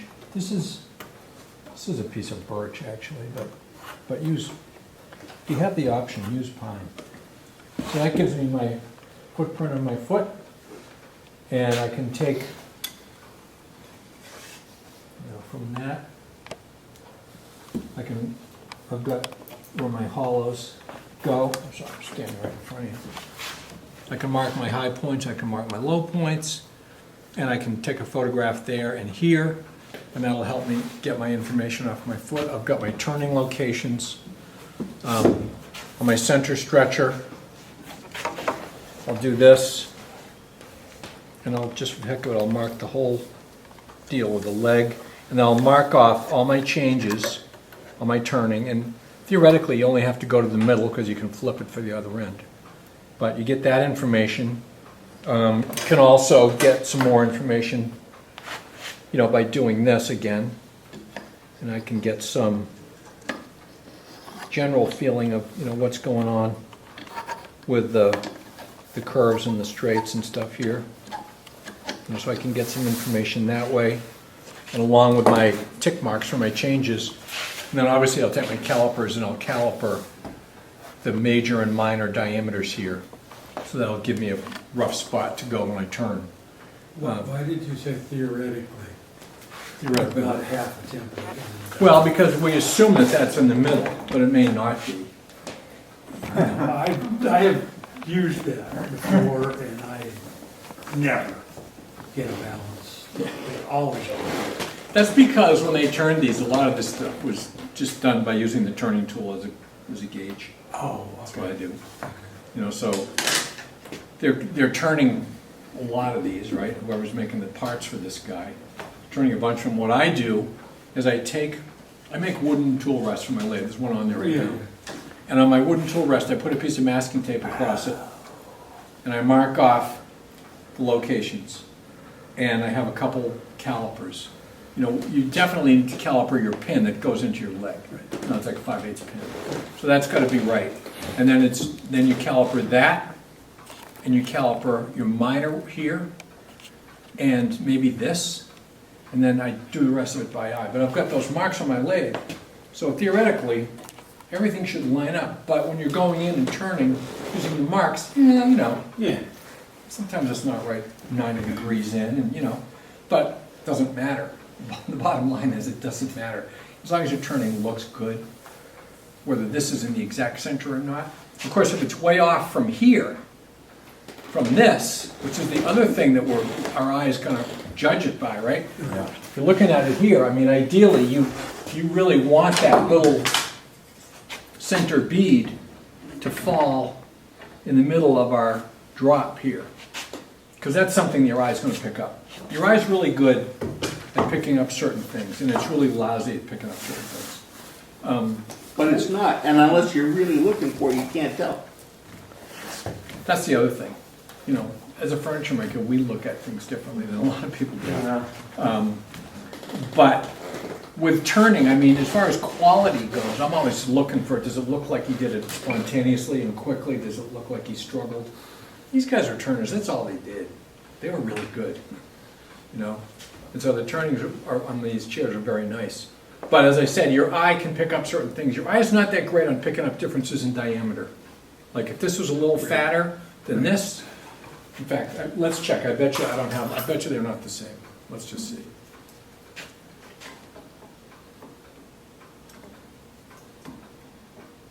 This one's about a 1/16 of an inch small. On the back ones, I really pay even less attention. That's about almost an 1/8 inch off. But when you look at it, it's very hard to tell. Your eye goes back and forth, right? But if something like this were way off from the center, that might be something you'd notice. You know, might be something you'd notice. Or, you know, up in here, if something was shifted, you'd pick it up. But most of this stuff, especially diameters on things like this, I mean, I really, see, that's, but you don't walk in the room and go, look at the chair and go, oh, those aren't right.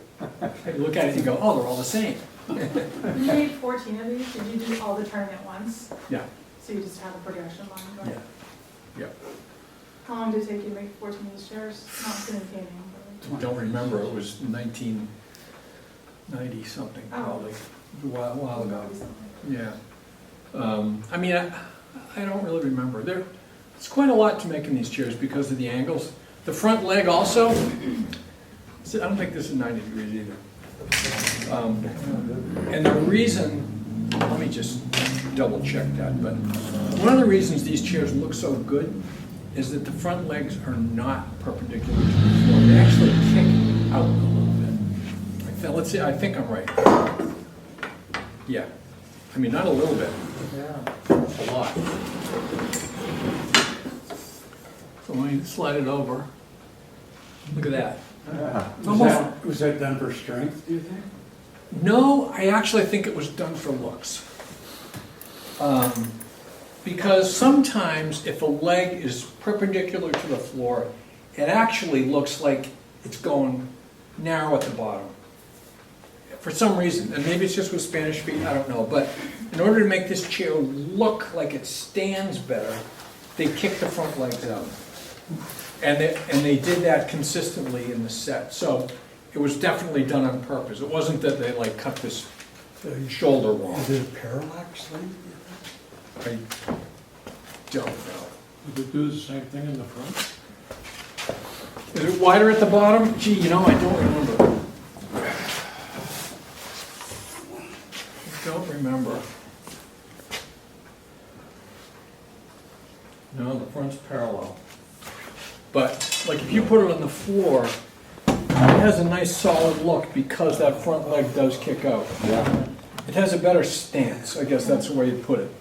And so even though the joinery on these was kind of rough, there's a certain amount of design that they worked out, and they did that on purpose, and it makes the chair look like it stands better. So you would take all those rail angles with the bevel square, record them on the storage Yep. stick, and label them as to Yep. where it came from, Yep, right? yep, Okay. yep. I'd do a little sketch in my sketchbook, just a schematic of the structure, and I'd put angle, and I write what they are, front, back. Yeah. Yeah, and it was funny because these chairs just had a nice look to them, the way they sat. They look strong, you know? And I think they did it as much to make it look strong as for any other reason, because it doesn't make it that much stronger to kick it out half an inch, you know? Well, But- they were also coming, in that era, they were coming out of the, you know, hand-hewn, bulky furniture, and these Lightening were the things first up. attempts at something more refined.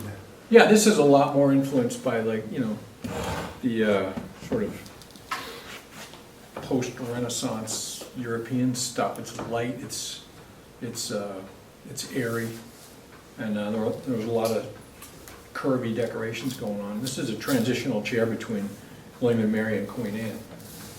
If it was a straight William and Mary, sorry, if it was a straight William and Mary chair, it might have two parallel rails here that were caned in the back. Yep, or it might have like split spindles, like banister back. But since it's got this solid shaped splat, that's the Queen Anne influence, which is actually Chinese influence. I have a couple books on Chinese furniture, and boy, you look at the Chinese stuff and you go, oh, now I know where Queen Anne design came from. We just lifted it right off of that stuff. That's part of it. You'd never think Chinese when you look at this, but if you look at what happened when, it's definitely a part of it. So is that black lacquer on top, the black? This is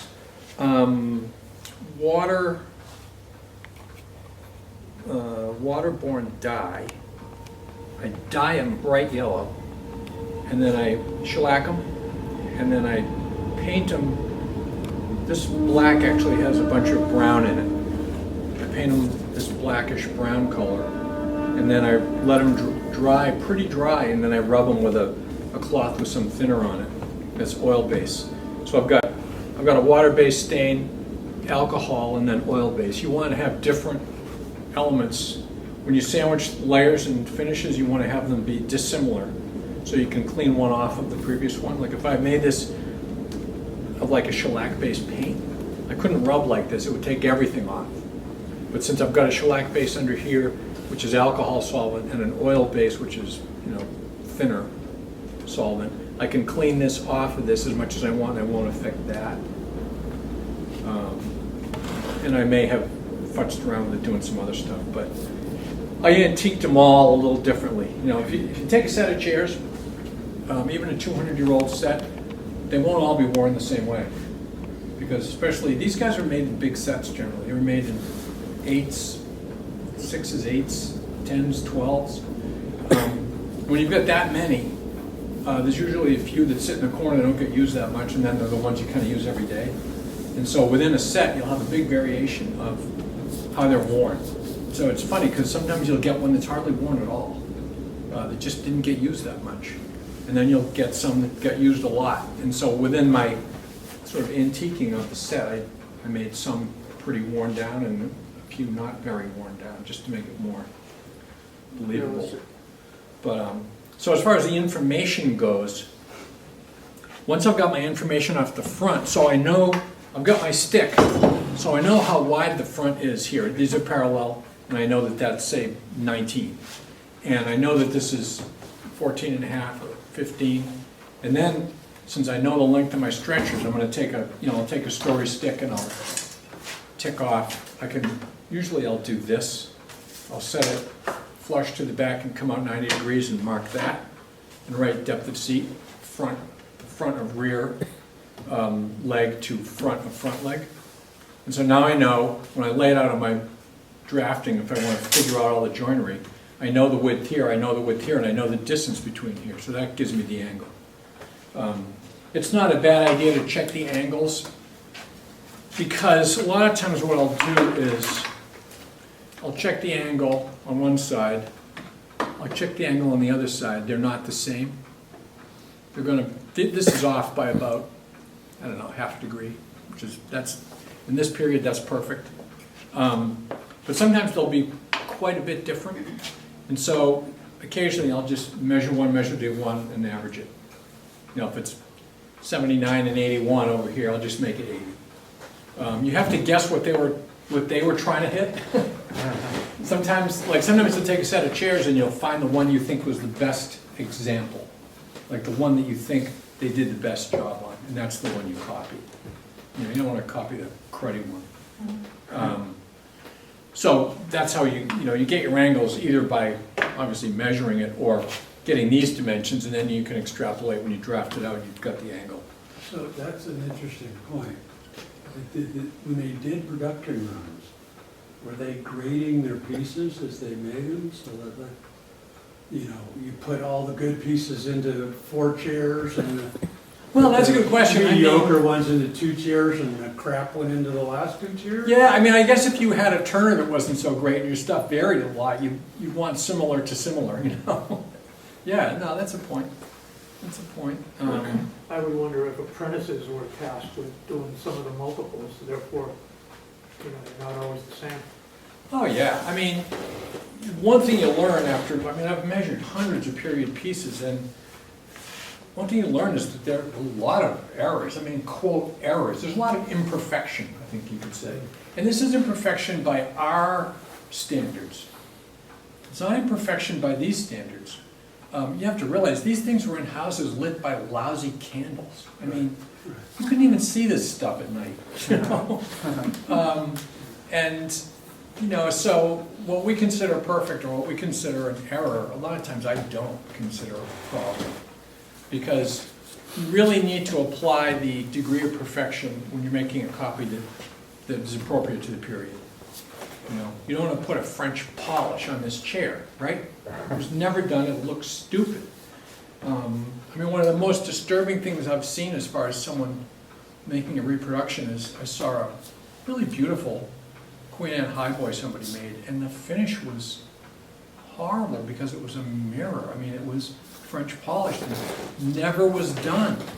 Never was done. It'd be like painting this thing pink. It's just not appropriate. When you're doing something like this, your perfection it's difficult. There's a lot of different stuff going on here that has to be perfect, and finishes are smooth and perfect, and the insides are flat, but if you take a 17th century chest, a 4-drawer chest, which I'm actually about to make, I've got a bunch of oak under here that I rived out of a log. One side's going to be good. The drawer fronts on my 17th century chest are actually trapezoidal. It's like the slice of the pie when you rive it out. and they left it that way. They cleaned up one side, they sort of cleaned up the inside, they made a rabbet so the drawer front would fit right, and they nailed it together. And that was fine for 1685. Not good for 1785, right? And so we're applying different standards to different periods. And the trick is to use the appropriate one. You know, there's a lot of imperfection in this stuff. There's a lot of dissimilar stuff going on. And you just have to understand that that was part, when everything's made by hand, you get imperfection, it just happens. And it's acceptable because everything was made by hand. Your silverware, the hooks in your fireplace, the handles on your doors, it's all made by hand. So the stuff that, freaks modern people out about early stuff was not a problem in the period. It was as good as it could be when it was made by hand, which is pretty darn good, but not like measure it and check it good. It's not reasonable to do that to a piece that's from this period. So when you're making a copy, you want to have it be appropriate to the period in its degree of perfection. It's just, it's something that when you look at a lot of old stuff, you start realizing that, like people ask me, someone asked me the other day, do you veneer the inside of your bow front chest? The one I just showed you, the veneered one. Do you veneer the inside too? It's like, no, never. I've never seen an old one veneered ever on the inside. But nowadays, if you go to, North Bennett Street, they say you got to balance everything front to back. It's got to be the same, otherwise it's going to warp. Not necessarily. Just because I've seen so much 100, 200, 300-year-old stuff that wasn't done that way. They really didn't take into account wood movement hardly at all. And sometimes it's a problem, and oftentimes it isn't. So you just have to realize that you don't have to go to the lengths that sometimes you think you do to get a good result. I like to see chairs that are a little bit different from each other. Like when I make a set of chairs, oftentimes I'll line them all up next to each other like this, and I'll look down, and I love it when they're a little wonky. I don't want them to all hit the same point necessarily. Because the reason people like antiques, and a lot of people don't know why they like antiques, they like them because they're not perfect. It's the fact that they're made by hand, and you put your hand on it, and you can feel the tool marks. Like, I want to feel that stuff. I don't go out of my way to leave it, but I make it as perfect as I can by hand, and you're still going to be able to feel the tool marks on there if you put your hand on it. You want it to feel like a piece of wood, not like a piece of plastic. And so you need to use the technology appropriate. I say you need. I should say I like to use the technology appropriate to the period. It's like, you asked me, can you make this with a router table? Sure you could. You can make a lot of this with power tools, but that's not the look I want.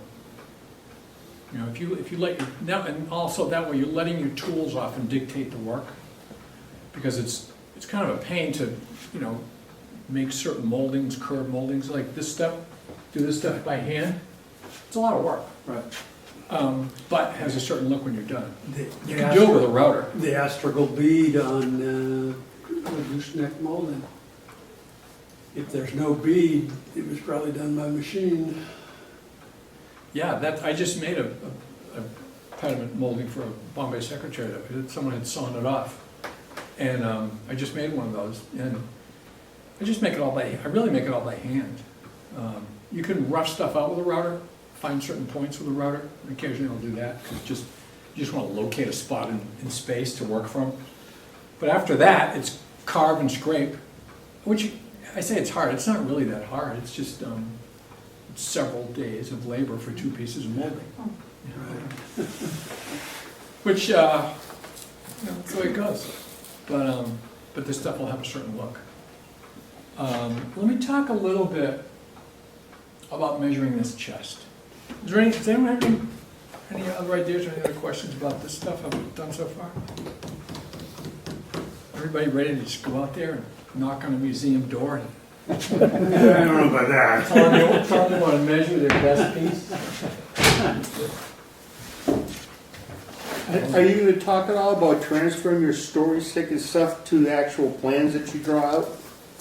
Like those plans that you you drew back there for, I guess it's this chest.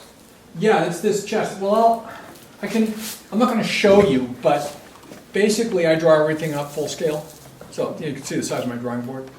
And I'll start out by, for instance, figuring out what my size of my case is, and I'll take that off my story stick. So I'll put a big piece of paper on the drawing board, I'll take my story stick, and I'll literally put it here, and I'll make a tick mark and a tick mark, and I'll draw 2 lines, and that's my width. You know, because that's the exact width I got off my story stick. Then I'll get the height, same deal, same stick. I'll tick it off, bingo. So I've got my basic framework. And the detail is the same thing, like, I'll talk about this in a second, but like drawer blade locations. Same thing, it's a stick, and I just tick, tick, tick, tick, tick. Draw my horizontals on my drawing, and I just continue from there. So, it's, like I say, you can do the whole thing with hardly looking at a tape measure. Not that I don't like tape measures, but you don't really need it until you're literally cutting out your stock and you know, figure out how long your side has to be or whatever. But this piece, obviously one of the hardest things you're going to get the information off are those shells. This is where your photography is going to be a big part of it, but you can also, for instance, you can make a pattern with poster board of some of these curves, set it in there, make sure it fits. That's a good start. You can trace, you can rub this with carbon paper, like I did the other ones, and you'll get a perfect outline of these guys. This one doesn't rub as well. You can get a rubbing on the center. You can get these centers, no problem. These have to be laid out, and a good way to do that is just take some dividers. Do I have any dividers here, maybe? Probably. I put in a box everything I was going to talk about. I've only got a few things left, so that's good. One of them is good magnifying glass. This is just a double one, but sometimes if you're looking for a mark or something, you actually will use a magnifying glass. But I was talking about these shells. You can take some dividers and you can figure out what that distance is right there. So you know that your lobes are a certain size.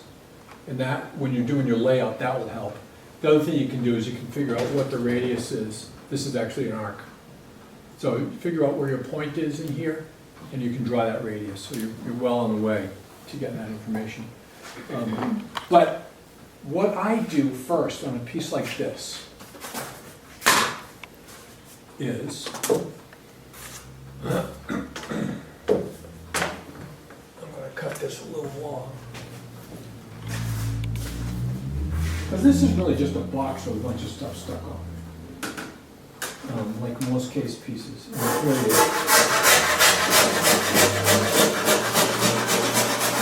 those shells glued on? Yes. Or are they glued in? Yeah, It's not one card. no, you can almost say never here. They're never one carving. There are a couple that are, there are a couple where it's one piece, but I can only think of one offhand at the moment. So those are always glued on. And the good news in that respect is, let's see. The good news is that when you're gluing them on, if you get a shell you don't like, you don't glue it on. So this is what I do first.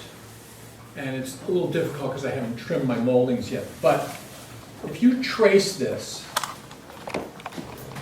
and I'd use my other fancy tracer, but I'll just give the idea. If you trace this,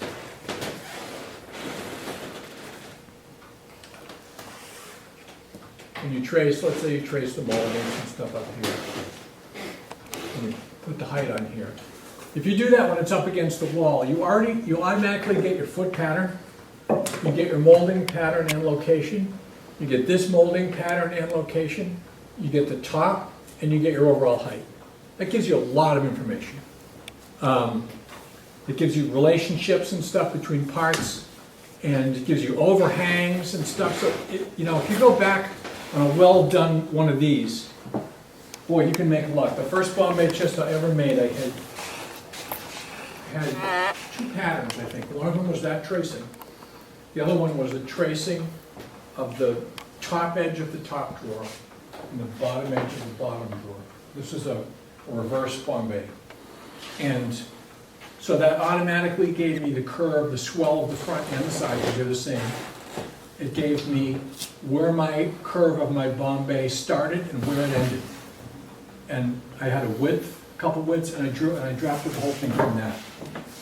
So you can really get a ton of information. One of the critical things here is these blade locations. And so what I'll do usually is I'll take a piece and I'll measure. Usually I do it from the back, but since I can't really get in the back, I'm going to cheat and just use part of it here. So if I cut this,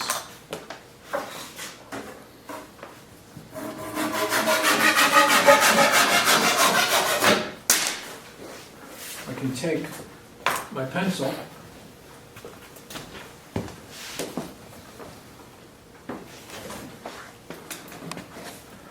right there, start marking. So I've got the D here, I've got it there, there,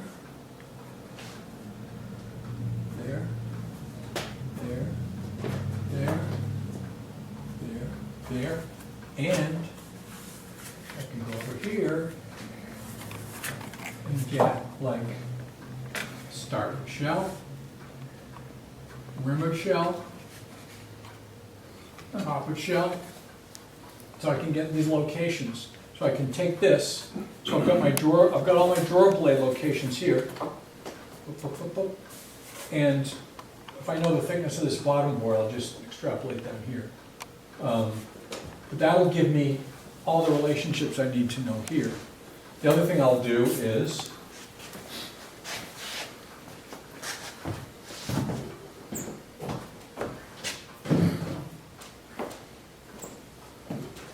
I can take my drawer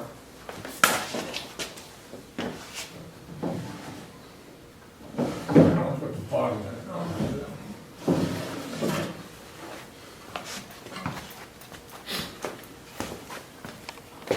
I'll take this guy and I'll lay him down on another story stick. And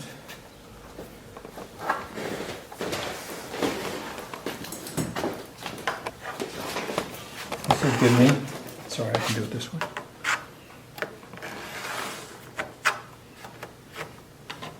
There's the pattern of my blocking for the whole front. Like so. I can do the inside too. That'll give me drawer thicknesses and all kinds of stuff. And if you want to get dovetail sizes and locations, don't be an idiot and measure every damn dovetail. That's at the point in the museum where they're going to ask you to leave.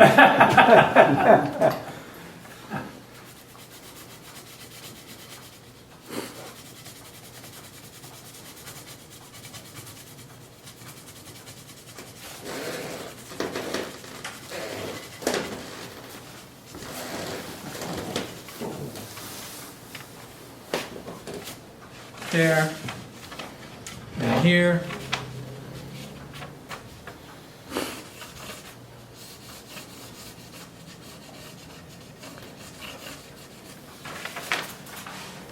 That's all you need. Here's the story. And obviously you can measure your drawer lengths if you want, but it really is more dependent on the case. Depending on how close you want to guess you're going to make it to the back of the case when you're done. Also here, you want to take your bevel gauge and you can mark your dovetail angle, just so you know.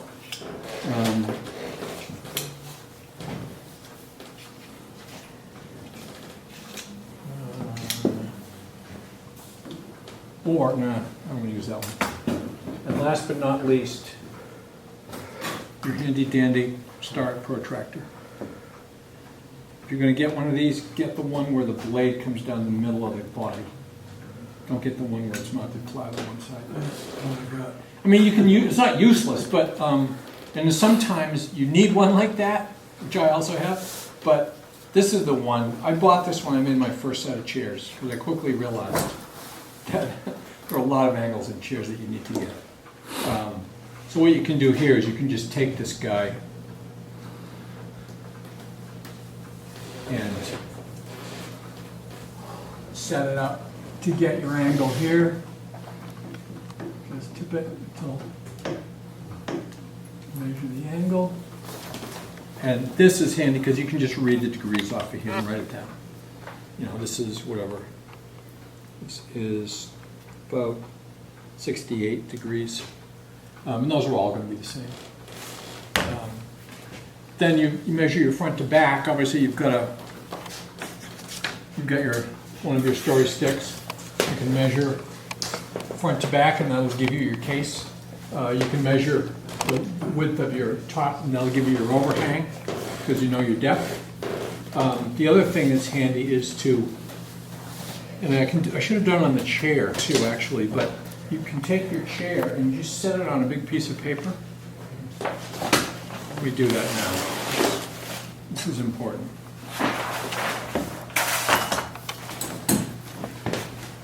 That's okay, I don't need that. But when you're done doing your chair, you do this. You know, and this is super helpful because it also gives you a bunch of information about when this thing is done, where these things fall on the floor, just in case you get your angles wrong or whatever. You can figure a lot out from this if you just trace the footprint, you know, around the whole thing. That way, you know what the stance is going to be and how, you know, what kind of space it takes up. And so that's also really helpful. And the reason I'm doing it now is you can do the same thing with this. You can take a story stick and you can slide it under the feet and just trace the feet. And the same thing here, trace the feet here. And that will give you a lot of information, especially when you start making these feet, like how far does this thing project from the case? And you can get that from that. As far as the angles on here and the curves, you can do that with your compass. Wherever your compass might be. To your right. You can do the same thing here and get your foot profile.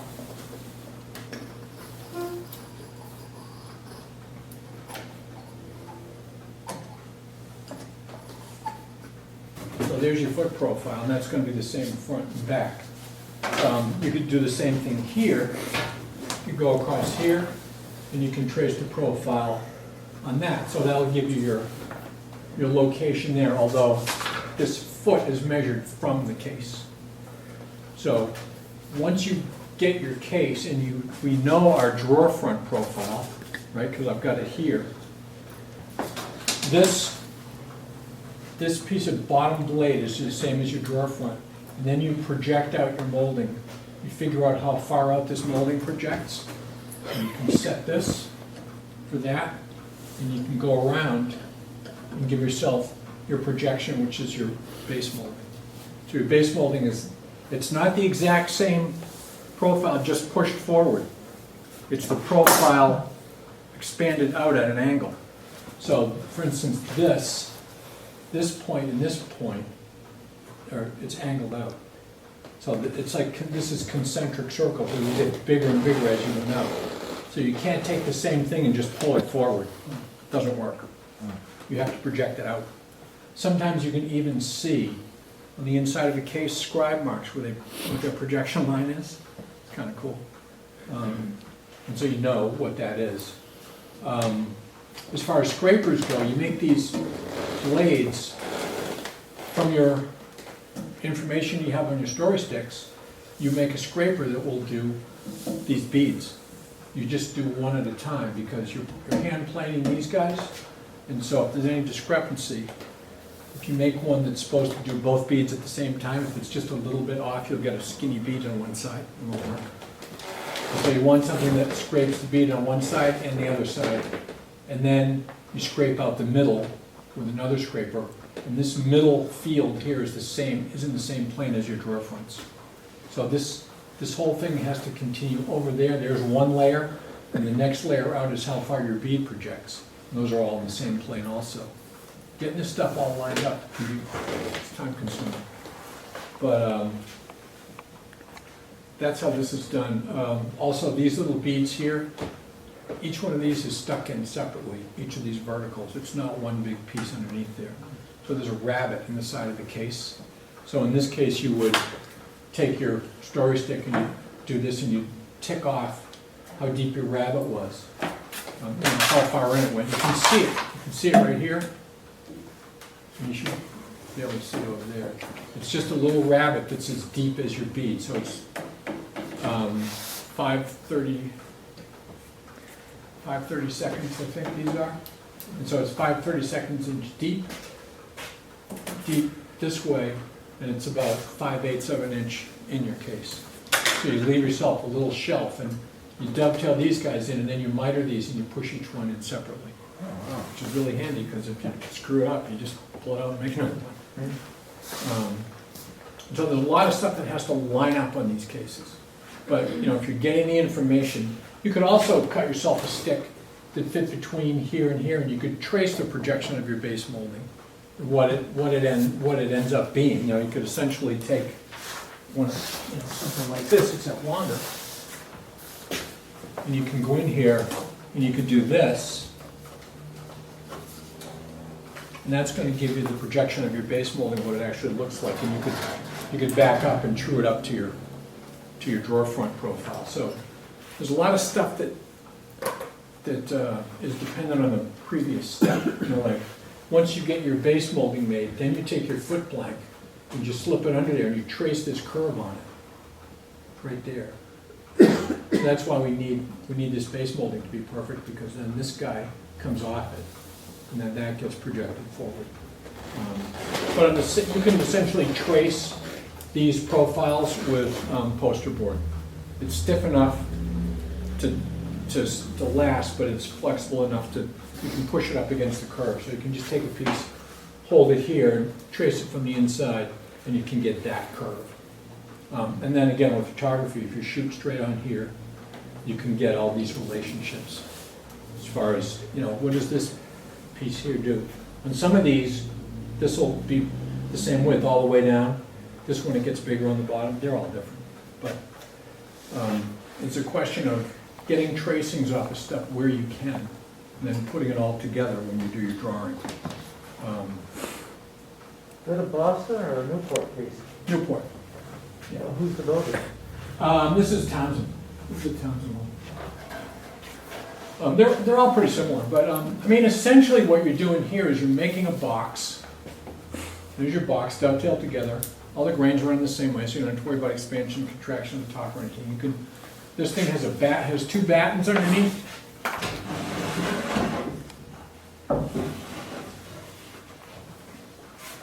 Also, you've got the profile of your top molding when you did the against the wall piece. So that comes. So this piece has two battens underneath, and you could note that when you looked inside it. Let me see. This guy out.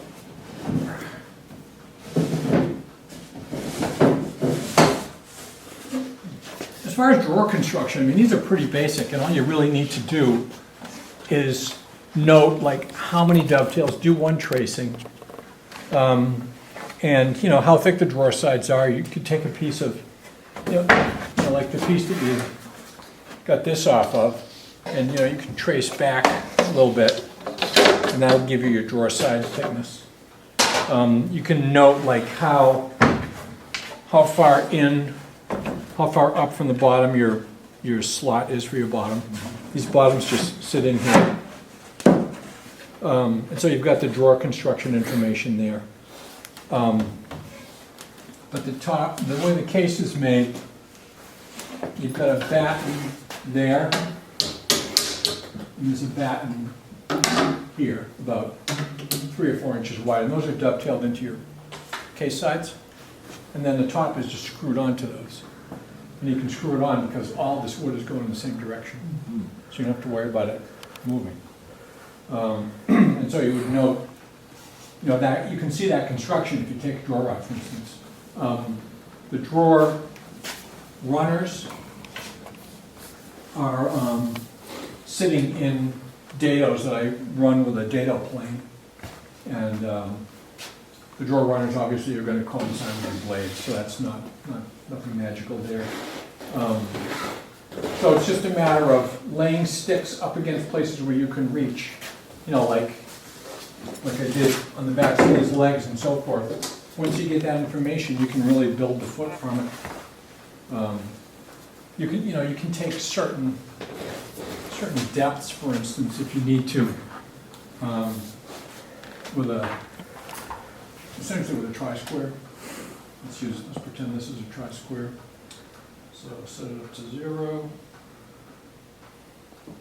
And if I need to know, for instance, how far this projects out because it diminishes as it goes down, you just take your tri-square, lay it on here, push that until it hits, and read what the projection of those parts is. So there's a certain amount of information. There's probably less than in that chair, but it's a little bit less forgiving. Obviously, if your drawer blade moves a 1/16 of an inch, Do that again. I was getting the projection of this beyond this. So that, you can use it for a lot of stuff, The other thing, if you really want to make sure on a molding, scribe it as close as you can get, cut it with some scissors, and then fit it up against the original and see when it fits. Just trim it. That way you can take that piece when you're making molding and you can check it. The other thing is there are certain things that can vary a little bit. It's not going to make any difference. If your OG was a little steeper or a little shallower than this, as long as you start here and end here, what's the difference really? Your cornice molding, if this cove is a little off or whatever, it's not the end of the world. As long as it's consistent and you do neat work, it's, like, as you can see, I don't sweat the little tiny details that your eye really can't pick up. The other thing you want to check is, did they pay attention to the orientation of the wood in the drawer fronts, for instance? If it looks like it was all one board, that's important, because if you have a really long board, let's say you had a really long board that you can make all 4 drawer fronts out of, and you cut it up into 4 parts. You want to mark the fronts of all those, top and bottom, how they sit, so that when you put them in the case, you'll do the same thing they did, and you'll just slip them so they all are in the same orientation that they were. Because if you turn one over, it's going to reflect light differently, and it's going to be a completely different color. Now, if you don't pay attention to that grain orientation on your fronts, it can be a surprise, because one will look darker or lighter than the rest, just because of the way light bounces off wood. So pay attention, especially in federal pieces. Federal chest of drawers, if they're veneered, sometimes the veneer will go diagonally across the drawer. So it'll be 1, 2, 3, 4 drawers. And let's say there's a highly figured crotch or something that they use to cross. You don't want to have 2 going this way here and 2 going this way here, which, when they're the same size drawers, they can get put in wrong. What they're supposed to do is go this way, this way, this way, this way. So that's the kind of thing you want to pay attention to, and you'll probably see it when you look at your photograph. But I've seen drawers, Langley Boardman chests, where all the drawers are 6.5 inches wide. So you can put any drawer in any space. First one I measured, I was like, this isn't right. It was 2 and 2. It just looks wrong. So I just switched them and it's like, bingo. And then if you look on the bottom, oftentimes there's a number. So it'll say 1, 2, 3, 4. So you don't have to be a genius to figure that out. Yeah. Where do you get the mahogany these days? I've gotten some from Highland, I've gotten some from Arian, I've gotten some from Carver and Willard. Yeah. Do they retail now, Peter Willard? Yeah, they did a year ago. If you call them up and say, I'm looking for, they seem to be pretty helpful, actually. I was looking for some pine to carve, and I needed 12 cord, and they pulled out a whole pack of it for me. So if you call them in advance and you're nice, Yeah. don't act like you deserve to be. For Urion though, you need a minimum order. Yeah, Arian has a 200 board feet or something. Well, it was 150 the last I knew. but- Yeah, whatever. 5 or 12. Alan, Yeah, we then gotta you stop. 'cause I Hard have stop, to go. yeah. I can stick around for another 5 minutes or so to answer questions, but then I'm gonna have to plug out of here. Thank you so much, Al, this has really been Yeah, informative. thank you very much. Thank you, Al. I should add before I go, there are still spaces open in some of my spring classes, so I'm teaching the a footstool, introductory carving class, a small chest about this big. What else? Anyway, check my website if you're interested, and that would be nice. Thanks, Al. That's gonna be my turn.